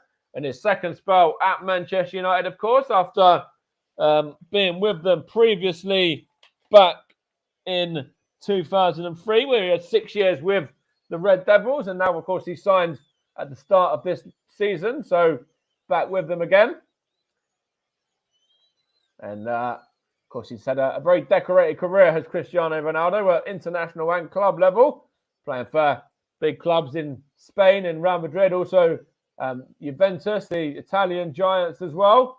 And, a real good career. Plenty of big, moments from him as well. Of course, started off at Sporting as well, did Ronaldo in Portugal. Very interesting to see whether he ends up back in Portugal at any stage in the next 2 years or so, maybe towards the final stage of his career, as he's given the ball away there. But in fact, it's a free kick for a foul on Rashford there. And now it's going to be taken by Fernandes. And now here's Scott McTominay. Scott McTominay out to Marcus Rashford. Marcus Rashford's going to play it into Rafael Varane there, and was under a bit of pressure for a moment from Jacob Murphy, I think that was, and was able just to knock it back to Harry Maguire, and he plays it out to the right-hand side where he finds Jadon Sancho. Jadon Sancho gets his cross all wrong there and ends up behind for a Newcastle goal kick. And Eddie Howe side can breathe again. Of course, Manchester United made the 2 changes at half-time. Cavani and Sancho coming on for Fred and Greenwood, and Murphy come on just at the end of that first half to replace Callum Wilson. So already made changes both for the 2 managers. And it's going to be Dubravka for Newcastle now to take the goal kick. It's going to be hooked into the Manchester United half and one in the air by McTominay. And now Cavani, and he's going to lose out, is he? No, it's going to find its way through to Tellez in the end. He's going to knock it back to Maguire. Good pressing from Ryan Fraser, though. He's really harrying the Manchester United defence. And now Varane, Alain Saint-Maximin putting in a shift there to harry him as well, the 2 Frenchmen. And you can see what the Newcastle fans think of that. They're absolutely loving the work rate there from Ryan Fraser and Alain Saint-Maximin closing down these Manchester United defenders and trying to force them into a mistake or 2. As Dalot just smashes it, looking for Jadon Sancho, but now with Newcastle and Lascelles, and now it's with John Joe Shelby, gets it from Joe Linton there. Going to play it out, looking for Millcraft, and he's going to play it looking for Longstaff, I think, and good defending there by McTominay, looking for Rashford, and great sliding tackle there from Manquillo, and Newcastle able to get everybody back, and it's a good ball cross from Fernandes to Sancho now. Sancho into the area, he's going to go, is he going to open up for a shot? No, it's not, he finds Cavani, and Cavani just scuffs that one wide for a goal kick, and Manchester United there stretching the pitch. Great through ball from one end to the other, from Fernandes to Sancho, and then into Cavani. He was in acres of space, but just really just scuffs that one and kicks it wide of the goal there, really under no pressure at all. But a bit better from Manchester United, and I'm sure to have those 2, Sancho and Cavani, combining as well is a bit more like what Ralph Rangnick would like to see from these 2 and from his side in general. Here's Cavani, goes down. Referee says no free kicks at Maximin to Joe Linton. Now it's going to go off for a Manu throw there, which is taken by Dalot and into Varane. Now Maguire. Harry Maguire is going to bring it up into the midfield section and looking for the through ball. It's a very poor ball as well, and it's going to go out of play for a throw-in. But Manchester United going to look to try and get some bodies up there to at least pen the Newcastle defenders in here from this throw, which Manquillo is going to take. Javier Manquillo. Of course, another one who knows the Premier League very, very well indeed. Javier Manquillo had a spell at Liverpool as well, and also at Newcastle's rival Sunderland for a while. Here's David De Gea now. Here's Tellez. And Tellez gives the ball away there, and there's a free kick, is it? No, in fact, it's going to be a free kick to Newcastle as Ronaldo goes in late there. Cristiano Ronaldo enters the book there. John Joe Shelby saying, why is that not a red? And I want to see that again because Cristiano Ronaldo was very late on Ryan Fraser there. Shah is not happy with him, or just want to see it from this angle as Tellez loses the ball when intercepted by Longstaff, and then it's the foul from Ronaldo, and then after that it looks like he kind of just lands on him awkwardly as well. Let's have a look. It's a bit of a wild swing originally, where he looks well, he's very lucky he didn't actually make full contact there, Cristiano Ronaldo, because then it would certainly have been a red, but I think he just wild sort of swung at the air more than anything else and caught the Newcastle man, but doesn't look like the referee is going to give more than a yellow. Although he is having a word with the VAR Peter Banks, though. And Ronaldo's not happy that he's even got a yellow there, but certainly deserved the booking, that's for sure. There's a chance here for Newcastle to make that 2 now. John Joe Shelby with his free kick. whip it into the Manchester. In fact, he's going to play it short to Fraser. It's a poor ball in by the Newcastle man, though, and out of play for a goal kick. But I think when you look at that from Cristiano Ronaldo, potentially it might be the name on the back of his shirt saving him a little bit there. When you look at, other players that would certainly probably have seen red for lesser incidences than that. But you still got to be careful, though. Tellez to Fernandez. Given away to Shah. To St. Maximin. Good defending by Scott McTominay. Now it's with Fernandez again.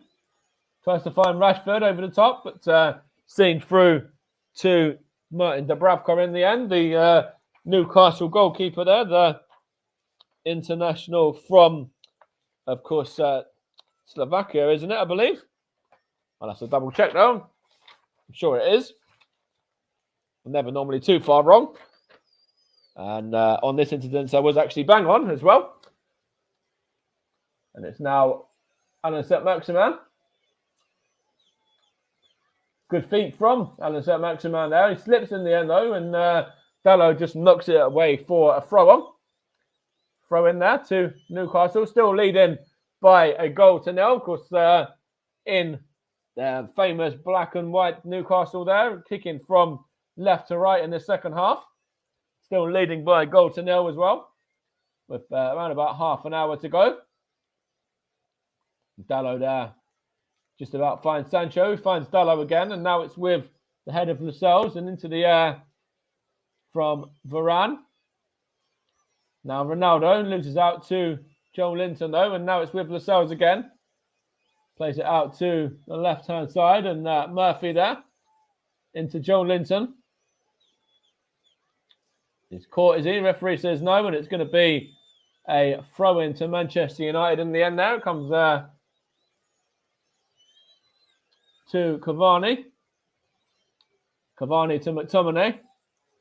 Now back with Harry Maguire there. There's a Newcastle man down on the far side, but Man United still playing on. Here's Rashford now. Marcus Rashford gets that one all wrong and just wayward with whatever that was. It wasn't really a shot, wasn't really a cross. It was kind of just a scuffed effort. There's still the injury there and still the man down. You see Ralph Rangnick there, Darren Fletcher alongside him as well. Of course, former Manchester United player himself. Just having a look here with that Cristiano Ronaldo moment again, are we? In fact, no, we're not going to look at that. It's Cavani barking some instructions across, trying to get a message across to Rashford there.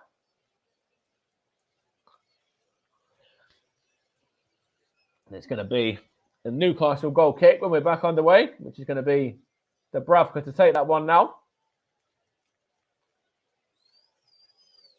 He's going to clear it long, of course. Looking for the attack of Murphy. Now St. Maximin.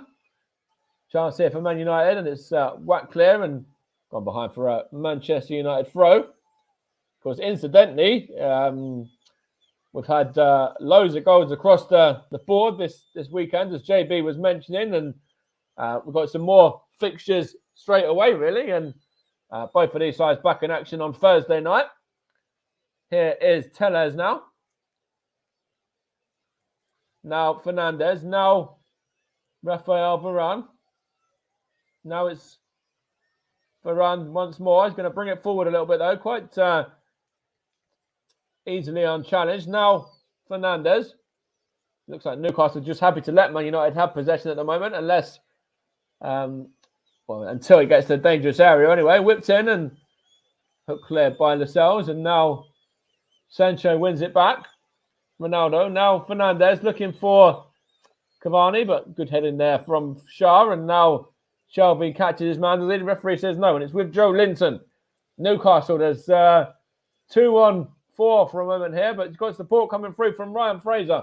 He finds him, and Fraser shoots, and it's a save from De Gea. Fraser goes down in the box from challenge from Fernandez, but no foul given, and Man United can clear it through Rashford. And now Fernandez, now Rashford again.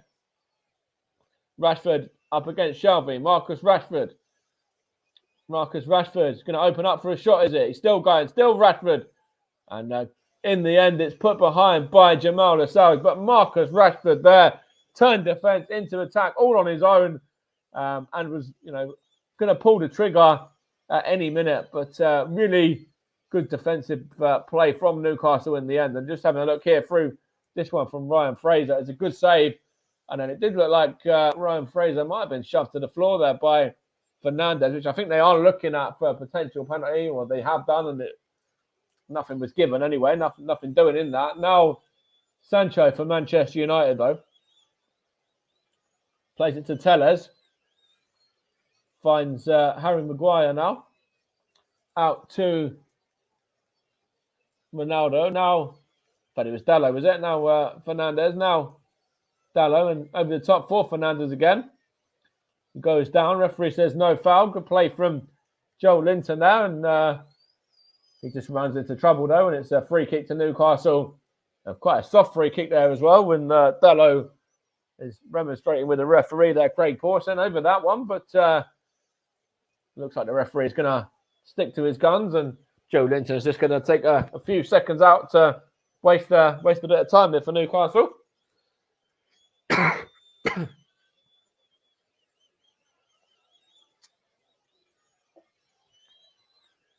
It's going to be Dubravka to take this.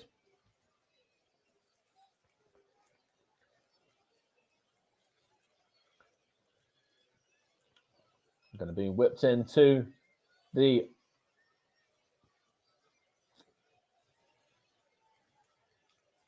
Manchester United half there by Dubravka. Looking for, it's with Fraser, is it now? And now Joe Linton again. Now Alan Saint-Maximin. Alan Saint-Maximin for Newcastle. He's going to get a shot away, and it's a good save by David De Gea there. And in the end, it's now with De Gea again. He just goes down under a challenge from Fraser there, and it's a goal kick there, I believe. In fact, it's going to be a free kick, is it? And a yellow for Ryan Fraser. Confirm in a moment. Bruno Fernandes. No, it's Marcus Rashford. It was actually Bruno Fernandes that went into the book there as well. And there's one for you, JB. Bruno Fernandes misses the game on Thursday. So Manchester United will be without him against Burnley in the next game. As Emil Kraft enters the book now for Newcastle. The Swedes. Scott McTominay now. Tellers tries to find Rashford, and Kraft there. Good turn, and finds Fraser. And now Shelby. Shelby to Saint-Maximin, and now it's with Joe Linton. He's got Murphy in support. He uses him as well. On the overlap is Manquillo. Goes back to Murphy again. Gets a cross in. And it's taken... Looked like it might take the deflection there, but it's gone behind for a goal kick in the end. It was a fizzing effort, really, from Jacob Murphy. And I think David De Gea was kind of hoping that it was going to go wide more than anything else, and it did, but only just from Jacob Murphy there, the former Norwich man. David De Gea there, I think he thought it was more comfortably going to go wide than it actually did. Still Newcastle 1, Manchester United 0. Alan Saint-Maximin's 7th minute goal is the only one that we've seen so far this evening. It's now Longstaff for Man United, for Newcastle, sorry. And now Saint-Maximin is caught by Harry Maguire, and I think that's a yellow there for Maguire. Comfortably,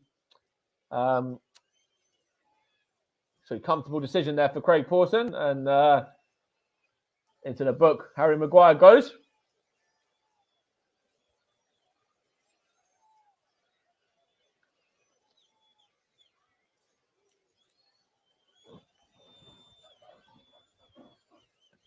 Fourth yellow card there for Harry Maguire. One more for him. And, of course, he'd be suspended if he gets another yellow in this game, or even another yellow in the game against Burnley in the week as well. Ryan Fraser was just caught there, was he, by the arm of Dallo. I think it was Dallow anyway. And Ryan Fraser still down.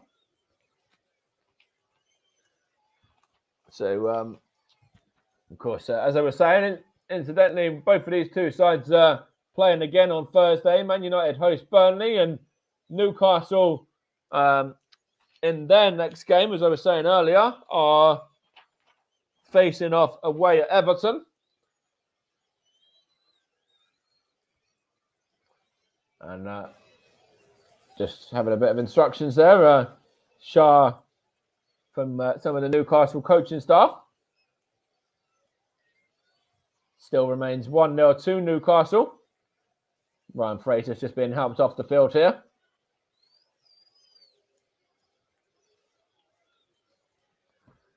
And it's going to be John Joe Shelby with his free kick when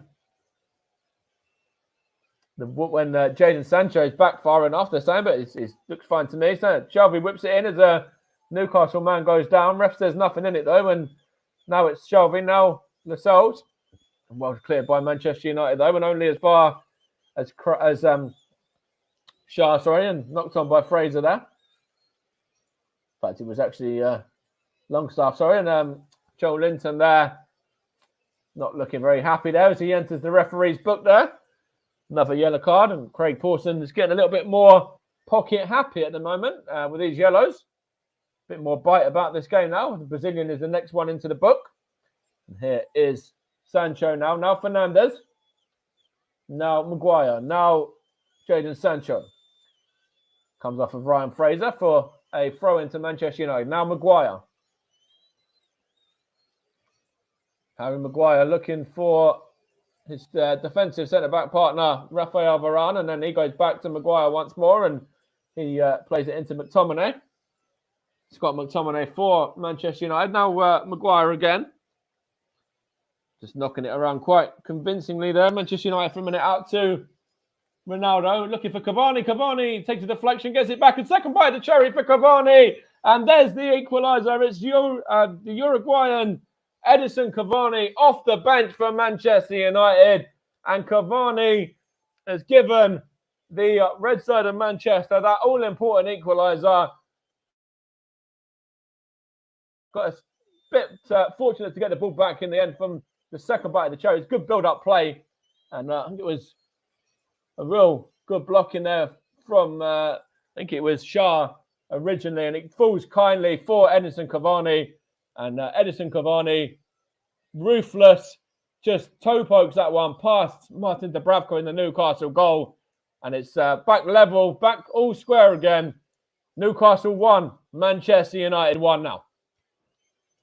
Really well taken goal from Cavani as well. Newcastle looking to equalise straight, to go back ahead straight away. And it's Maximan and straight down the nose of De Gea.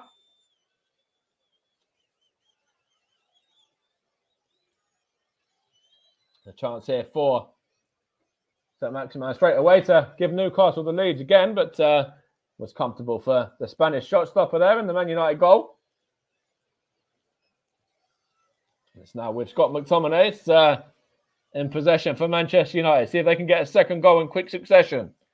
Now with Dallow. Gives it out to Sancho. Now Dallow as well. Now it's with Varane. On to Harry Maguire there. 19 to play. It's all open for anyone to get a winner now.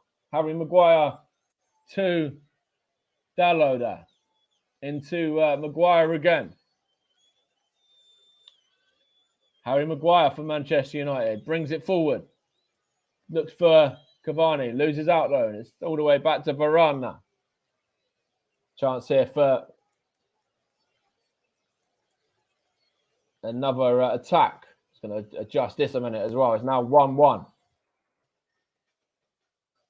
It's with Harry Maguire there from Varane's short pass. Gives it back to the Frenchman again. Now over the top, looking for the head of Fernandes there. Finds Cavani, couldn't do anything about it. And Tellez leaves it for a throw. And now Scott McTominay. In fact, it's looks like Tellez actually got the last touch there. And Cavani saying, be wary of that. Make sure that the ball goes out of play before you touch it. I think what Edinson Cavani was saying to his left back there. And you can certainly see why on that occasion too. Still anyone's game here. 1-1 at the moment. Not a really good result for either side. Probably a better result for Newcastle if it ends up as a draw. But I think, Manchester United will take it as well, unless they can get another goal. It's going to be a sub in a minute for Newcastle as well. They're in possession now with Shah, and now he's going to play it out to the left back, which is Manquillo, knows it. I'm just playing it around the cells. Back to keeper, the Bravka now. I'll find out who this is going to come on for Newcastle in a minute as well now. And the ball's next out of play, and the ball's out of play now, in fact. It's going to be a throw, which is going to be a Newcastle ball. I think it's probably a good opportunity for the substitution, and it's Miguel Almiron of Paraguay coming on, and he's going to replace Ryan Fraser,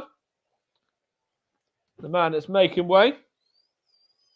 So Almiron's going to get around about 16 minutes plus stoppage time here to have an impact on this game. Ryan Fraser, 74 minutes in the tank for him. And it's straight away Newcastle not messing about, and straight away they're giving the ball away as well there, and it's throwing to Manchester United now. Jacob Murphy was the man that got the last touch there. Now it's Cavani, now Ronaldo, now Bruno Fernandes. On to Rashford. Rashford looks to find Alex Tellers. Alex Tellers into the box to Cavani. And it's off the line in the end by Jamal Lascelles. In fact, just ahead of the line, really. And now it's with Jadon Sancho. But Cavani there just scored a few minutes ago. I think, he really should be burying that one. And that should be 2-1 to Man United, if you ask me. Because it's a good ball down the line from Tellers. And, a bit poor, really, in terms of defensive work from Newcastle. Got a bit fortunate. And, the fact that Edinson Cavani had only just scored a few moments ago, you would have thought he would have used that as a bit of confidence, and he would have been oozing for a second goal there. And unfortunately for Manchester United, it still only remains 1-1. But Newcastle have conceded 10 goals in the final 15 minutes of game, so this is certainly the time they have to stay switched on. Here's Maguire.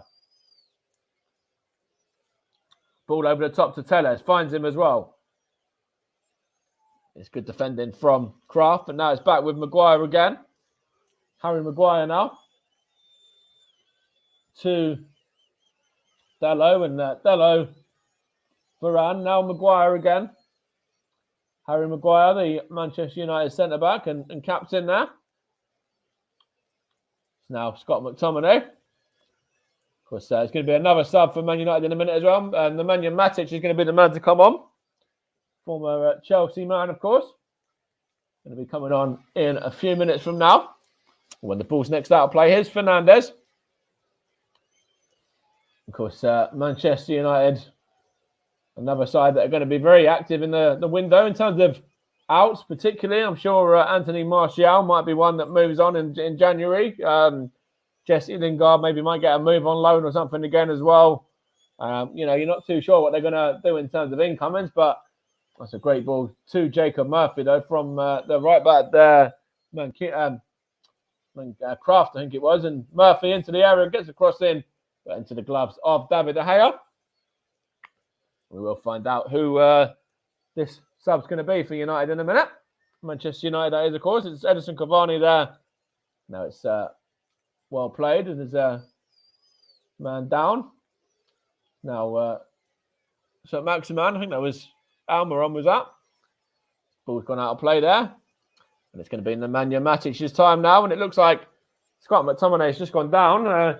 Might be him to make way. In fact, it is going to be him to make way. Scott McTominay is the man that's going to make way for Manchester United in place of Nemanja Matic for the third and final sub. Barring any, of course, head injuries or anything like that for Manchester United, as Scott McTominay grabs his boot and just runs off there, or hobbles off there, to be replaced by Nemanja Matic for the final 12 minutes plus stoppage time. Marcus Rashford got some instructions there from the manager, Ralph Rangnick, as well. Matic there goes straight over to Bruno Fernandes and has a word with him. It's Tellez to Maguire, and now plays across to Matic straight away. Now Maguire. Of course, Newcastle still got a sub available whenever they want to use it. Fernandes, now Rafael Varane, and now it's with the left back there in fact, it was Matic that time, and now Jadon Sancho. Rashford was involved as well, looking for Tellez, but it's gone out of play for a goal kick to Newcastle.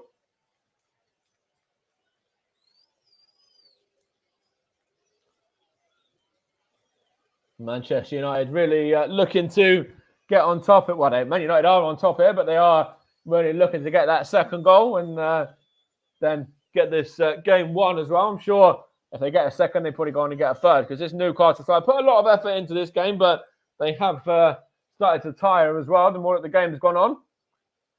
Good news for Burnley as well. If Man United do get a second goal, no doubt.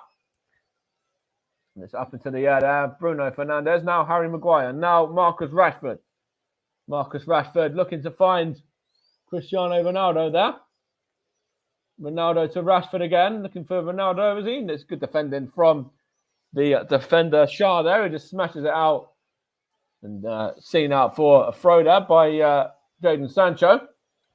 Dalot, now Nemanja Matic, and now it's with Rafael Varane. 10 minutes or so remaining. Still remains Newcastle 1, Manchester United 1 as well. And the battle of these two Uniteds. And Harry Maguire is in possession for the red side of Manchester now. Of course, it's the blue side leading the table, and Manchester United certainly won't be liking the look of that, and seeing how well Pep Guardiola's side are doing. But Ralph Rangnick looking to keep this little bit of a run that they've gone on in check, really, as they're doing at the moment.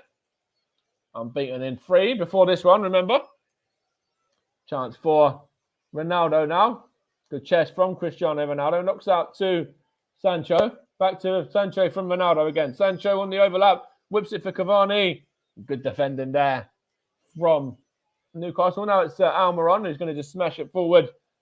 Looking for Saint-Maximin. Alan Saint-Maximin loses out there, and I think he's got a little bit of a knock there, but Harry Maguire doesn't mind. He's going to bring it forward. Now Ronaldo. Ronaldo for Manchester United. Cristiano Ronaldo back to Matic. Now Fernandes over the top for Sancho. Sancho for United, for Manchester United there, and good defending from Manquillo, I think that was, and there's an offside flag there anyway, and Saint-Maximin still remains down, but Ralph Rangnick will certainly be looking back on these changes that he's made in Jadon Sancho and Edinson Cavani in particular, as having a big difference in this second half. Of course, Manchester United were quite flat really in the first half and didn't really offer too much. And I think Ralph Rangnick straight away realised that, and then looked on and saw, he's got those names on the bench that he could go to if he wanted to, and uses up, Sancho and Cavani. And Sancho's been getting in dangerous areas and trying to make things happen for Man United in terms of assists and everything like that, and really trying to find his teammates and feed them with some good deliveries. And of course, Edinson Cavani is the man who got their equaliser, so both had an impact. Alan Saint-Maximin scored Newcastle's first, should have probably made it 2, but for the gloves of David De Gea, and now looks like he's going to be having to make way, and more troubles for Newcastle there, as their goal scorer isn't going to see out the 90 minutes by the looks of this. It looks like in terms of substitutes, they've got a couple available. Of course, Hendricks available to come on if need be. Anderson, Gale, White is a young midfielder as well. But Saint-Maximin is only going to last 82 and a half and have to make way there. He has played well, though, the Newcastle man. certainly in contention for the player of the match, no doubt. And it is going to be Dwight Gale to come on, actually, and in his place. Newcastle really want to go for this one now. Dwight Gale on for St. Maximin. He just limps down the tunnel. And that is now all subs made for both sides. The Englishman Dwight Gale comes on there. The young striker, of course, Alan Shearer, Newcastle legend, is in support as always. Sitting alongside his family there. Not too far from me, in fact, as well. Here is Nemanja Matic now. Now, Almiron was that, and Gale involved, and now Longstaff, Dwight Gale there. Now Shelvey. Is he going to have a shot? No, yes, he is, in fact, and it's straight at David De Gea. Done well there for Manchester United, and going to just take a few seconds there to pick out a short throw to Maguire. Maguire's going to bring it forward. Harry Maguire now. To Nemanja Matic there. Just drop back for a second at centre back.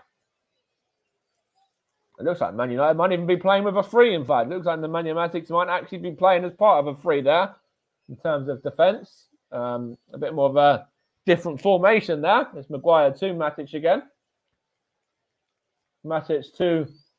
But he loses out to Joe Linton there. And now it's Joe Linton tries to find Jacob Murphy. Good defending Rafael Varane there, and wins it again as well. Now Jadon Sancho, one of the Man United subs at half-time. Here's Rashford. Keeps possession as well. Now Sancho. Got Ronaldo in support. Good defending from Shah though. And now out to Almiron, and Shah couldn't quite get the ball back though. Still Newcastle 1, Manchester United 1. Goals from Alan St. Maximin after 7 minutes for Newcastle, and equalised through an Edison Cavani equaliser. The Manchester United man off the bench. With 5 minutes to go. Still remaining as that scoreline. Real good game, this one as well. Both sides have really had their moments in it. As Dubravka looks to clear it forward. Looking for Dwight Gale there. Jumps up well for a small man as well. In fact, it was actually Murphy, was it? Now trying to chase it down. And now it's Almiron there. Puts the pressure on Tellez and wins the throw. Tellez wanted the free kick, but the referee, Craig Pawson, says no. Now it's John Joe Shelvey. Now Kraft was that. Couldn't keep it in play. Could be a Manchester United throw in here. Eddie Howe just trying to get some some last instructions across for the final few minutes. Cavani to Fernandez. Now Varane. Now Dalot. Jadon Sancho there. Now Dalot on the overlap. Tries to find Ronaldo. Sees it through to Rashford though. Instead now knocks it onto Cavani. Now Ronaldo. Cristiano Ronaldo buzzing in around the box for Manchester United. Now it's Rashford. Leads it for Matic. Now Ronaldo though. Now Fernandez. Now gets it back from Ronaldo. And it's good play there from Newcastle, but only as far as Varane. Given away though. Now Murphy. Got Gale in support. Uses him. John Joe Shelby's trying to come in as well. Uses Longstaff. Longstaff out to Murphy. Chance here for Newcastle now. Murphy's going to get a second attempt here as well. He's going to have a shot. Jacob Murphy hits the post. Comes out to Almiron. Oh, what a save that was. Looked like that was going to nestle in the top corner there from Miguel Almiron. But what a save from David De Gea. First the post and then the gloves of David De Gea denying Newcastle from potentially stealing a victory there. From the jaws of a draw. Good save from the Manchester United man. Originally, it hit the post from Jacob Murphy's effort. Then Almiron the other substitute, or one of the other substitutes, his effort was dipping, and it's gone behind via a really top draw save for a corner. Newcastle putting the pressure on now, looking to get their second and get back in front again. Whipped in. Good a header clear by Matic. Now Shah is going to see that one behind nowhere, Matic, and it's good play there from Manchester United just to see it behind and to see the danger away. It was dipping as well, and David De Gea had to be alert for that one, and he was played a big part in denying that one from going in the top corner. It's David De Gea to take this goal kick now. Still remains Newcastle 1, Manchester United 1. It's the 150th league meeting between the two sides. Doesn't look like we're going to have a winner, or are we? Here's Ronaldo. Here's Sancho. Sancho goes down. Joe Linton. Now Murphy. Now Almiron again. What's going to happen here? Miguel Almiron. Now it's Murphy there. Tries to find Joe Linton. And it's a good bit of play from the Manchester United man, Fernandes, just to see it behind for a throw. Manchester United defending for their lives at the moment to try and get something from this game. Here's Joe Linton again. Out to Kraft. Now Joe Linton. It was actually Manquillo, I should say, originally. And that's a poor ball from Joe Linton, and it goes out for a excuse me, Manchester United goal kick. Still remains 1-1. Big shout out to Trevor Sports, who have reached 900 subs today. Big congratulations to them, who real fantastic channel and thoroughly deserving of their 900. So well done to Trevor Sports and everyone involved there. Here's Jadon Sancho for Manchester United. Varane's going to see it through to David De Gea. Looking for Marcus Rashford. Good head in the air from Shah. It's Marcus Rashford. Now Bruno Fernandes. We've got 6 minutes, incidentally, of injury time for somebody to win this one. Here's Dalot now. Dalot to... ended up with Cavani, but before that, I think it was... might have been Matic. I'm not too sure. Fernandes, maybe, actually. But now we are entering the 6 minutes. We're into the first of the 6 minutes of additional time for one of these sides to win it. Here's John Joe Shelby now for Newcastle. Finds Longstaff. Longstaff beats his man. Gives the ball into Murphy there. Joe Linton. Joe Linton for Newcastle. Opens up as a shot. Newcastle claiming handball. Newcastle still claiming handball. They're looking at the referee, Craig Pawson there. Joe Linton. See what happened there. It's Joe Linton's effort. Oh, that has hit the hand of Raphael Varane. Not too sure how much he knew about it, but they are going to look at this on VAR and also look at whether it's in the box or out of the box as well, because potentially it might be on the edge. So it could only maybe be a free kick anyway, if anything's given. Looks like there's going to be nothing doing though. He's happy to let the play continue. Newcastle thrown to, it's come off of Matic now. Now it's with Shelby for Newcastle. Now Shah looks to find a ball forward towards Gale, but ends up out of play for a Manchester United goal kick there. Shah went down for a second, but he's back to his feet now because I think he realised that he couldn't come off anyway because all the subs have been made. Holding his top of his leg there, Fabian Shah. Still 4 minutes remaining, by the way, and I will give you my player of the match in around about another minute of those. As I want to kind of just give this as much time to maybe see if somebody can win it as possible. Shah won the header there, and it's now with Maguire and a little bit of a shot back there by Dwight Gale. Harry Maguire's going to just knock it on to Raphael Varane there. think I know who I'm going to give my man of the match to anyway, no doubt. Or player of the match, I should say these days. Here's Matic now. Now, with Fernandez, going to whip it in, looking for Jadon Sancho, and it's into the gloves there. Well, poor. It's dropped by Dubravka and Cavani. Just couldn't, he dinked it over the top of the keeper there, and Newcastle got away with that one in the end. But it looked like he was easy for the Newcastle keeper there, Dubravka, and he just sees that one sloppily drop out of his gloves. But Newcastle fortunate, and now they're down the other end and win a throw there. As White go up against Maguire, who just heads it behind for a throw-in. But Martin Dubravka there can certainly breathe and feel a bit fortunate there, because that was originally looking like it was going to be a comfortable catch for the Newcastle keeper, and then he had to rely on his defender to help him out in the end. I think it was Shaw on the line.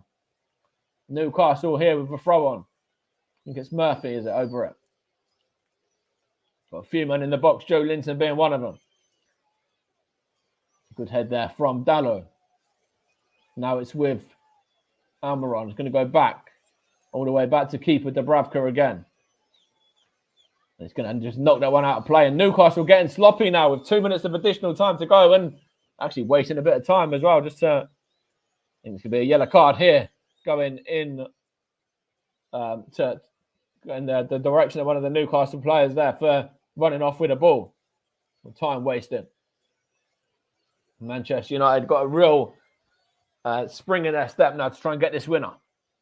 Looking to find Ronaldo. Good defending there from Joe Linton, back helping out his defenders. Putting a real shift, did Joe Linton today. Potentially one of the best games I've seen from him. Here's Maguire now. Out to Sancho. Jadon Sancho. Good feet from the England man. Jadon Sancho finds Cavani. Is he fouled? Referee says yes, he is. Last minute and a bit here for Manchester United from this free kick. And was he offside, in fact? Let's have a look here. It might have flagged for an offside rather than the free kick, in fact. And Cavani there wanted the free kick, but I don't think it's actually going to be given. I think it's a free offside instead. It is going to be Newcastle, the side to get the free kick in their favour. About a minute or so to go. I'm going to give my player of the match, incidentally, to Newcastle's Alain Saint-Maximin. Gave them the lead earlier on. Thought there was something about his performance all evening, really, until he went off. He really worked hard, and probably should have made it 2 as well, but for the save from David De Gea. But Alain Saint-Maximin gets my man of the match nonetheless for this evening's game. About 20 seconds remaining for Manchester United to get it forward. Now with Dalot from Varane. Plays it to Shelby, given away though. Of course, looking to find... Is that Murphy? No, it was actually looking to find Manquillo, and it's going to be seen out of play for a throw. We've now had the 6 minutes as well. The referee, Craig Pawson, looks at his watch. It's a share of the spoils in the 150th league meeting between these two sides. Of course, neither of these two managers have had anywhere near that for their respective sides. The 4th game in charge for Ralph Rangnick, still unbeaten in those 4, remember, as well. And now Newcastle United's, I think it was 8 games with Eddie Howe in charge, and looked like they were going to get their 2nd win for a while as well there. But it was Edison Cavani, the man off the bench, to salvage a draw for Ralph Rangnick's side. And, him, Jadon Sancho, real impact players off the bench there for Man United. But Alain Saint-Maximin gets my player of the match for the part that he played in this. I thought Joe Linton was great as well. Defended really, really well when he needed to. Worked his backside off going forward. But I think Alain Saint-Maximin just edges him for me. But going to hand you over once again to JB now, and continues on with the fantastic football that we've had over the last few days, as this one has been a real Christmas cracker as well. It hasn't had loads of goals, but there was drama, there was entertainment, and it ended up Newcastle 1, Manchester United 1. Newcastle still second bottom, and of course, a real tricky game for them next against Everton, and then the transfer window coming up. Can they spend? Will they spend? And who can they sign as well? JB, over to you, mate. Thanks, Mike. Stick with us because I want your opinion on one or two other issues in the football world before we leave you tonight. It's now 10 o'clock in the evening, so I share the spoils, as Mike was saying, up in the northeast. Terrific performance in the second half of Manchester United. Newcastle could have won it at the end, should have won it at the end, but for a coat of paint and a brilliant De Gea save. United really were ragged tonight, I have to be honest. They weren't at their best, and they actually play Burnley in 3 days' time at Old Trafford with an 8:15 kickoff.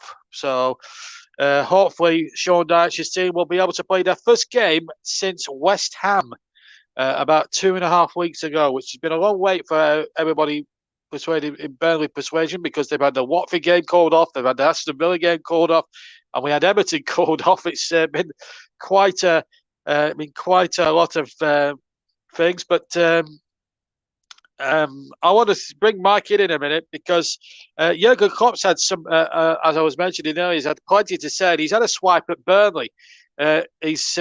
This is what he's had to say, and I'll get Mike's opinion. If you're still with me, Mike, I'll get your opinion on this in a minute.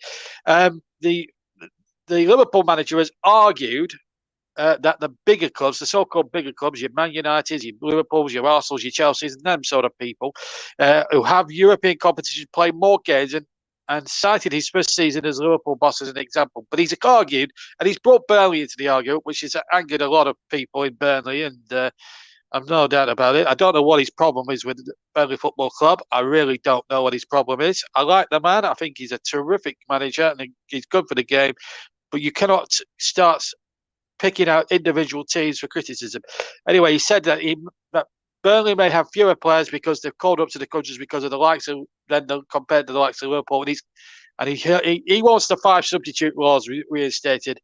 And he goes on to say the problem is this is intensity for top class football in England is definitely at the edge. So this means a top class player in England plays 38 games in the Premier League, 2 cup competitions. So even if you don't go to the final, let's add on another 5, so 43 games. They have international games, so 8 to 9, 10 games a year. Yes, we have squads and you can swap. There's some key players that only get out when they're injured. Pretty much that's how it is. But the decision about extra subs is made, and then we realised in the managers' meeting it was like that. The decision was made by 14 clubs. You need 14 votes to change it, and there is something wrong. Now, Mike, let me bring you in. Before I bring you in, as an example, Burnley, I'm not sure how many players play international football. When our players have another 3 games, they have no games. So when they play 38 games, cup games, that makes it 42. Now, I don't understand why he has to bring Burnley into this, Mike. Are you? Let me bring you in. Now, I'm here. Go on, mate. Yeah. I don't know why he has to bring Burnley into it, but I think Jurgen Klopp now, he's been a manager in England now for I think is his 6th season, is it? Yeah. Your 6th season. Surely people like him, Conte, Arteta, they know the deal. When they come to manage in England, it is going to be different to the likes of Spain, Germany, Italy, where they do have breaks at Christmas. We've got to understand. People have got like them have got to understand that this has gone on forever. That football's been played over Christmas. But I also don't agree with his suggestions. I don't know what I'll be honest with you. I don't know what his problem is with Burnley. I know him and Dyche have had run-ins in the past. There was that famous incident in the tunnel last season at Anfield, where Klopp and Dyche nearly kicked 7 shades out of each other. But, yeah. But what is Klopp's problem? And to a certain extent, half of the foreign managers, what are their problems in terms of fixture congestion? But let's put it this way: if you and I were footballers, right, we'd be wanting to play every week, wouldn't we? We wouldn't want to train. We want to play every week. No. You want to be, I think for players, you said it at half time. I think you summed it up perfectly, to be fair. Yes, the teams that are playing Sunday, Tuesday, or Monday, Thursday, whatever, but that's what you want to be doing. The training sessions, for players, I think, I know a few players that play the game or have played the game myself, and the training sessions are, the boring part of it. It's going out there and actually fighting for your team and fighting for the badge and Picking up the points is what you want to be doing, especially when you're somebody like Newcastle, who's at the bottom of the division. Norwich, Burnley, Leeds, teams like that, Watford, who are struggling. Straight away, Newcastle would have looked at this game today and said, right, Man United haven't played for a couple of weeks. We can fancy this, so we fancy this one and we can get something against them. And in the first half in particular, I thought they were really, really good and deserved their yeah, they were smashing. Well. Yeah, they were smashing. I've got to be honest, and I say this through gritted teeth. United didn't fancy it at all, and I think Ranić has come out and he's criticised the scheduling as well. But I think we all agree. I think if you ask any other commentator from the TCO, whether it's yourself, Nicholas, or Russ, or Luke, or anyone else, I think they concur that it's been a boxing tradition. I mean, it's Christmas, football and Christmas in this country, around the UK, go together like bacon and eggs, right? It might be different abroad, but 100%. They know the deal when they come to England. We both agree on this, Mike, that they've got to, whatever schedule that the Premier League throws at them, at the end of the day, we've got a packed schedule for 2022, which includes a Winter World Cup, for heaven's sake. Yeah. When you throw in the Nations League, which we've had our two penneth on the actual private feed about. 100%. And even you look at AFCON coming up next month, and that's going to disrupt a few clubs, including Burnley, with Maxwell Cornet not being available. It's an interesting one as well, because of course you look at Jurgen Klopp and those comments, and you think, well, it's just he comes out saying that Burnley haven't got that many international players. You just mentioned one straight away there, who's probably the star man in Burnley's squad at the moment. Yeah, he is. Maxwell Cornet, without his 5 goals, we wouldn't actually be in a position where we're like 3 points and a couple of goals off getting out of the bottom 3. Right now, if we were to beat Manchester United and he was to be the catalyst for that, and then we go and beat Leeds away, and also what he also has to forget, or what he also doesn't realise, is that Burnley have actually been very COVID protected. Burnley have actually been very good at keeping to the COVID rules. We've not had any outbreak of COVID in the squad at Burnley. Which is a credit to the football club. It's a credit to Sean Dyche, and yet we haven't kicked a ball in anger since 13th of December. I think. We kicked a ball for about 2.5 weeks, and then 3 weeks because of other clubs who you were supposed to be facing that have had the COVID outbreak in their squad. And it's actually quite similar to if you jump down a few divisions. AFC Wimbledon have written a very, very strong letter to the EFL, just basically coming out with their complaints, and I can completely understand why they've done that and where they're coming from. Yeah, it is a bit of a grey area. I mean, I complained about Watford. I mean, I've had my 2 says on the Watford issue. Because they haven't. First of all, it's been a week and a half since they called off the game at Turf Moor, which we were going to cover live on the TCM. And I was ready to go. I'd actually got all my notes prepped and everything, and they call it off about 90 minutes before the start. It's, and Watford, by the way, haven't come out and said which players are infected, how many were infected, and I knew full well when I looked at the injury list, they had about 8 players out for injuries.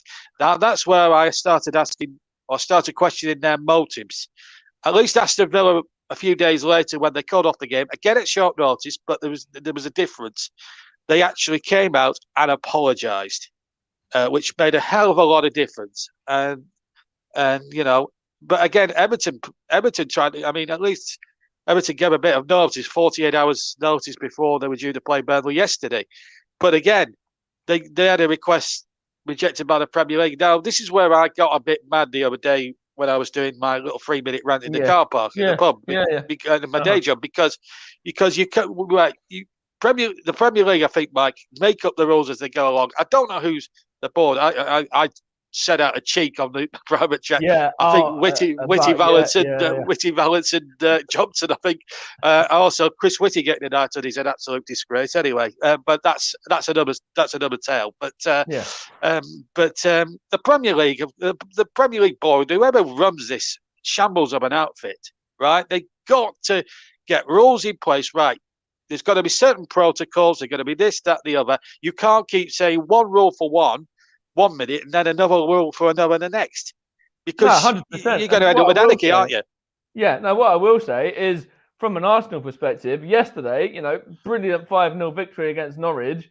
But then Super straight victory. away, we hear, about an hour later, that the game against Wolves is called off. So it really puts a dampener on the victory against Norwich. It does, yes, Norwich are struggling at the wrong end of the table, but it's the same Norwich that, we're only just narrowly beaten by Man United the other week, in a dodgy penalty. They could have actually pinched a point looking back. So, yeah, I understand that. But Arsenal, I mean, let's just finish. Let's try and finish on a positive. Let's talk about Arsenal now. When we covered Arsenal at the start of the season, and they got destroyed by Brentford.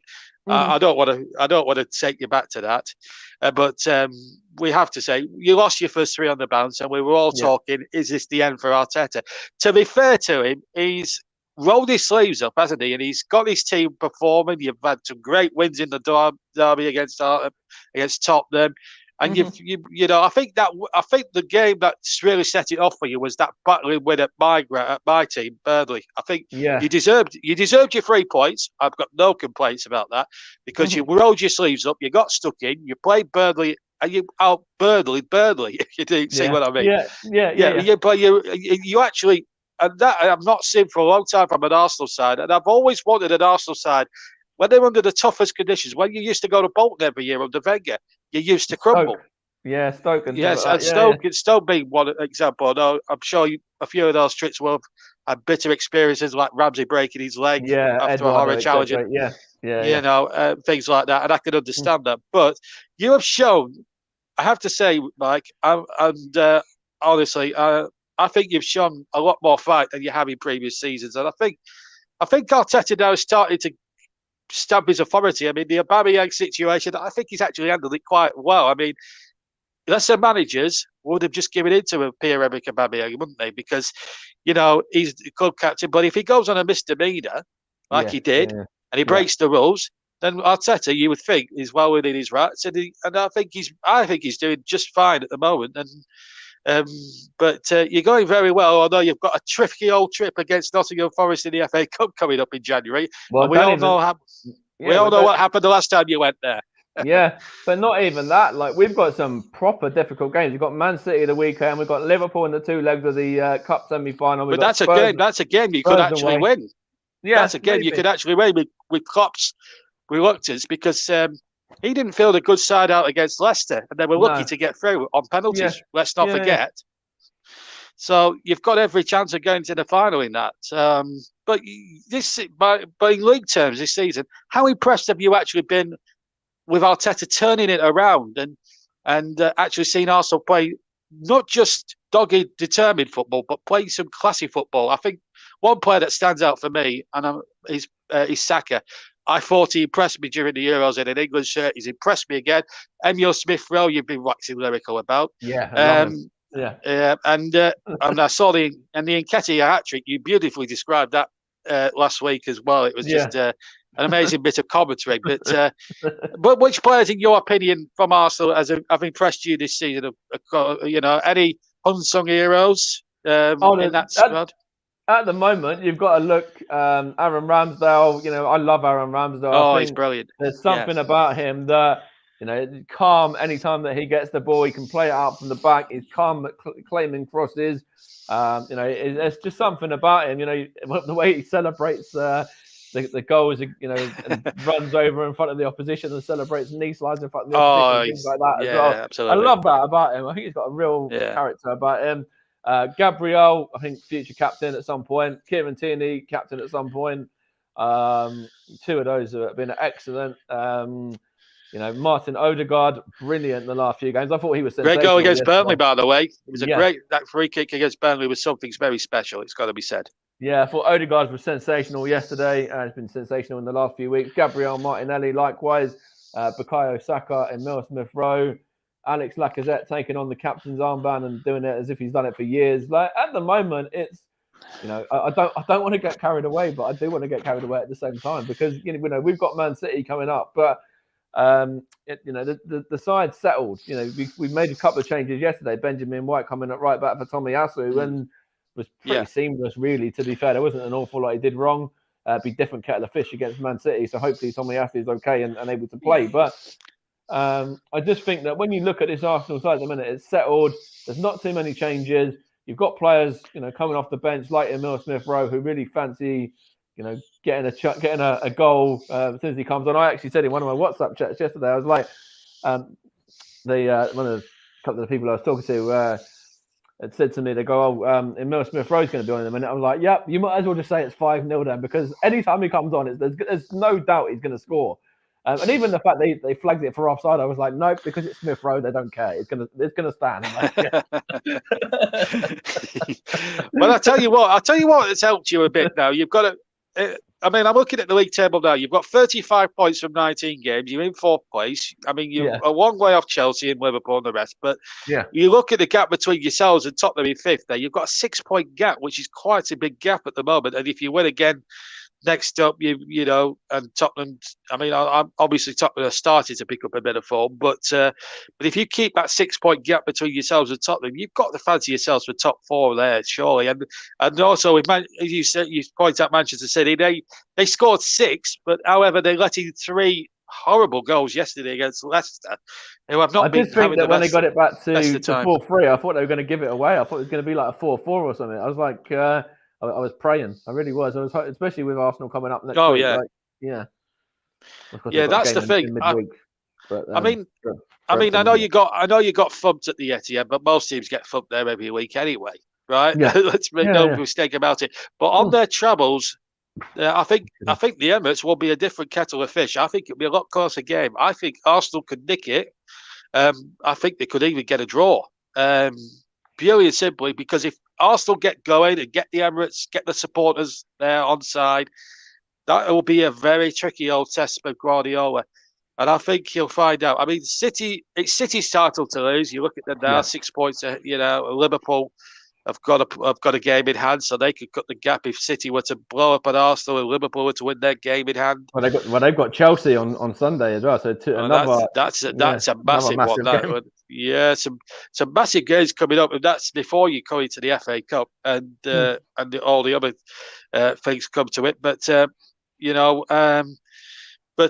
going to be a really good. I think all indications are at any type of league at every end of the table. I think we're in for a very interesting second half of the season, especially when you get all these.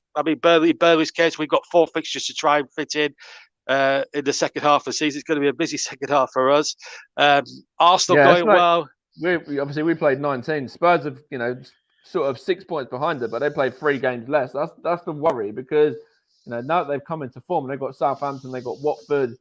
They've got winnable games, games against, But then you say Southampton, but they came back against West Ham and won 3-2. So, nothing's cast in stone. So, if Tottenham have an off day against the Southampton, then that's good news for you guys. But all you've got to do, I think, Mike, is not worry about what Tottenham do, is worry about what you do. I think that's what you've got to try and believe. I worry about other teams at the bottom end, especially Watford, because they're 2 points below us, above us.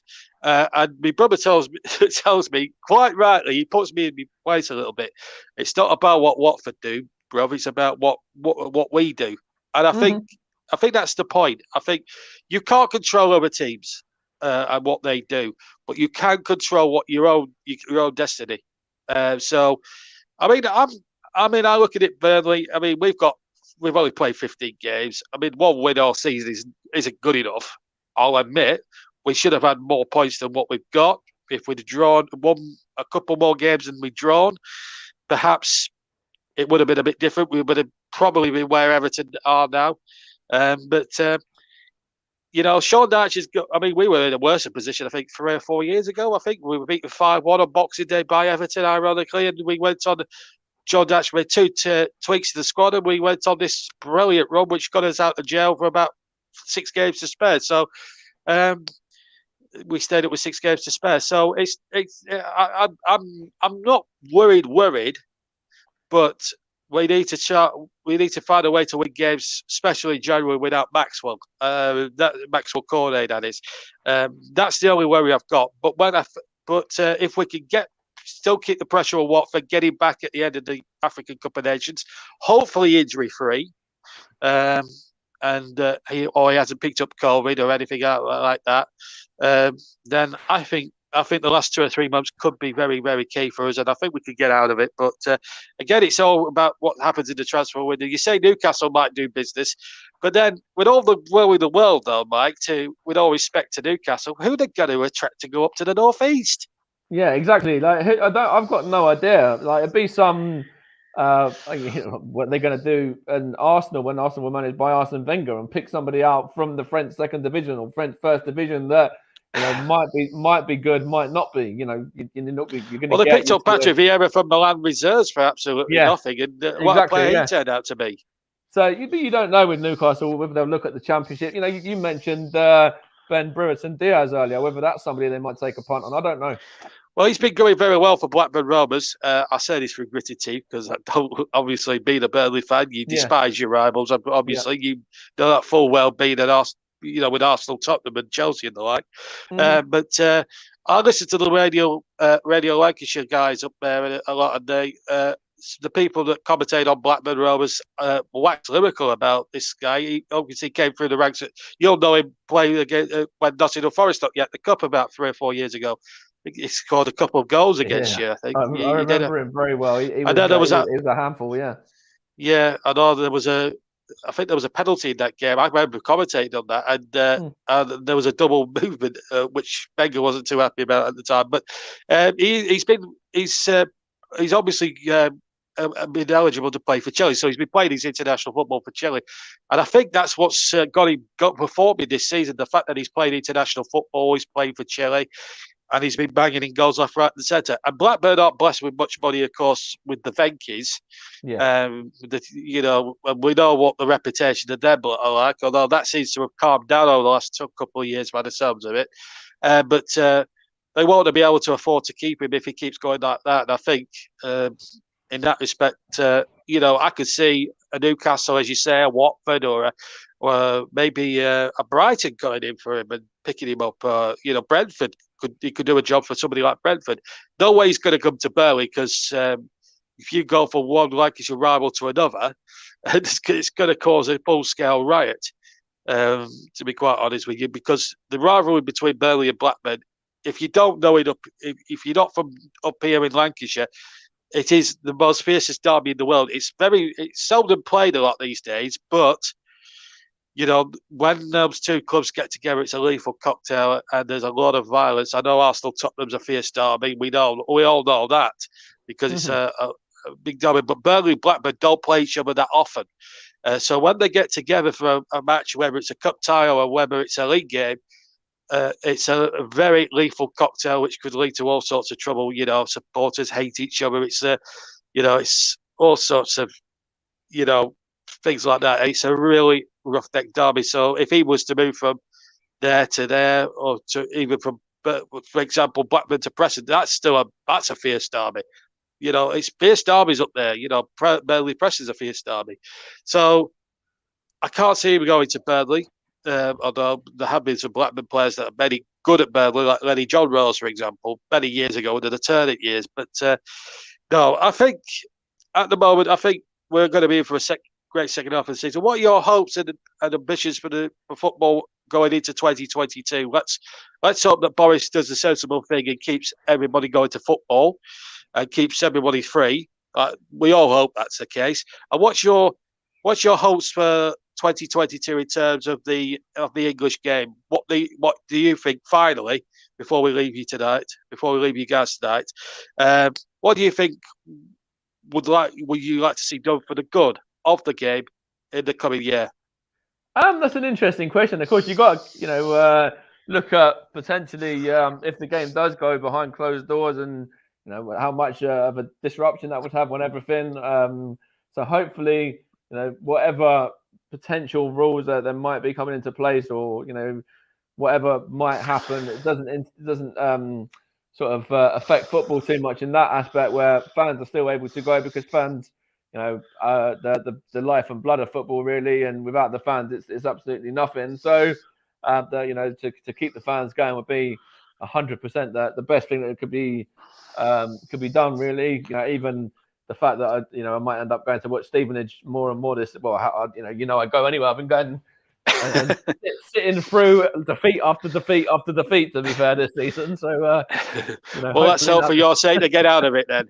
Yeah, that's the main aim, I think. To be fair, I think Arsenal getting top 4 would be brilliant. But Stevenage, stay at that would be a big achievement. And of course, new manager, first signing of the January window coming today as well, already on a loan earlier. He's going to sign and be able to play as of next week. I think it's Adam the 3rd. The goalkeeper Christy Pym from Peterborough, who signed. So yeah, I think potentially Stevenage staying up would outweigh everything this season. To be honest, I think I'd rather that than even England winning the Euros. If England would have won the Euros and Stevenage would have gone and get relegated this season, I'd be happy for England winning the Euros, but not as happy as I would be as having league football. So. Oh dear me. Right. Anyway, thank you very much. I'm going to let you go because you've got a very arduous trip down the A1.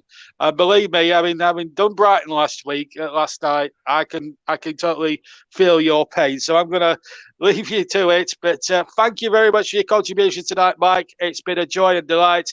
And that's where we've got to end it, guys. Thank you very much for tuning in. We'll be back hopefully tomorrow. We'll definitely be back with you on Wednesday for Brentford against Manchester.